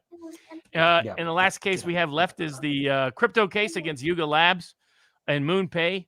Some of the defendants are Jimmy Fallon, Justin Bieber, Paltrow, Kevin Hart, Steph Curry, Serena, Post Malone, Snoop Dogg. They're selling NFT tokens. By the way, it appeared to be pics of Bored Apes. Yeah, it's called Bored Ape. They were going through whatever that MoonPay was. Robert, I don't understand how people are either so remorseless, have no conscience, or reckless they don't announce paid gigs while selling it. Jimmy Fallon in particular, in as much as he's an unfunny zhlub, I still thought he'd be honest about this. But like they talk about these products like they've never discovered them before. And it's like, oh, I bought my Bored Ape off of MoonPay. What's that? Oh, yeah. And they're being paid to do this, not disclosing it, selling a product. No conscience whatsoever. Where's it going to go? I mean, I don't know how these things work. I mean, my problem with all of this is an attempt to label everything involving the crypto space as a security. To me, this is too far. The SEC has gone too far. That if they are complicit in fraud, sue them on those grounds. But it's all promoter liability theories for the most part, predicated and premised on laws meant for selling public securities in which you have an interest, an undisclosed interest. This was to get at true promoters selling a stock and doing, dump and pump schemes and things of that, or pump and dump schemes. And things like that, not people who are paid a little to advertise or market an NFT. So we'll see how that goes. But it's an attempt to, I believe, get the SEC's jurisdiction where it doesn't belong. But it'll probably take congressional reform to make that clear because the courts have not been willing so far to limit the scope of this. But maybe some of these big suits against some of these big names will force the issue to the forefront, and maybe they'll find some better balance than exists currently. And when I was listening to the congressional hearings with Kevin O'Leary and a few others, they were debating whether or not these are securities. And I think it's the Howey test. And there was one guy arguing for and a woman arguing against. And I said, the woman just makes a more compelling argument for why these are not securities. But if you want them to be treated as securities, amend the law and say tokens shall be deemed to be securities in as much as so made a compelling argument. It's very interesting. I think it's all scamish to begin with. Even if I bought one of Trump's NFTs. Well, but look at Trump. So Trump sells these NFTs. I think someone pitched it to him to help introduce him to the NFT market that he's a skeptic of. He's a skeptic of Bitcoin, crypto, everything. And they're like, watch how this can work. And this could be a useful solution in a wide range of other policy prescriptions down the road. So Trump took a lot of heat because Trump being Trump said he got a big announcement. And the first announcement he made was that. Now, the second announcement, when everybody was tuned in complaining about the first announcement, was a very substantive policy announcement about regulating big tech and government collusion. I broke that down in a Barnes brief at vivabarneslaw.locals.com. But upshot, a lot of good policy proposals to prevent the government. We have these gaps in the law that don't make it clear that the government's not supposed to be in the election interference business and the First Amendment censorship business. Trump wants to bridge those laws with clear prohibitions, civil and criminal provisions. Hopefully he expands that to include the right to sue these people when they violate that. So, and with some fee shifting provisions to allow private attorney generals to also enforce it. But also the limitations on big tech that applies only to the large platforms with near monopolistic power. Also positive proposals there. And of course, look at his NFTs. And his NFTs sold out in less than 24 hours. And it's already, some of them are up 20 times more valuable than when you initially sold them. I was trying to figure out, I bought one. I don't know where it is. I mean, I know where it is. I don't know how to access it. I don't know how to trade it. But at one point yesterday, it was up to like $800. And now it seems to be back down to $300. It's all a flipping, it's whatever. Someone in the chat. Trump got a lot of criticism for it. It's just Trump being Trump. I mean, you don't like Trump marketing and making money, you haven't paid attention to who Donald Trump is. The man sold a game named after himself, crying out loud. What do you want? Oh my gosh, I forgot, Robert. It's the first night of Hanukkah, and the kids are saying we can't open presents until you get there. I have presents. Oh, tell them just none for them this year. I'll ask them to go to the government. The IRS called. Sorry, kids, they stole it all. I hope my wife got something because I didn't buy a damn present. Blue-eyed Roof Korean in the chat says Bored Ape Yacht Club used a lot of veiled racist tropes. You need to see the deep dive video. I will go watch it now. Robert, so what are your plans for the holidays? If you're so without disclosing. My last appearance will be Tuesday with the Duran at 1 p.m. Eastern time.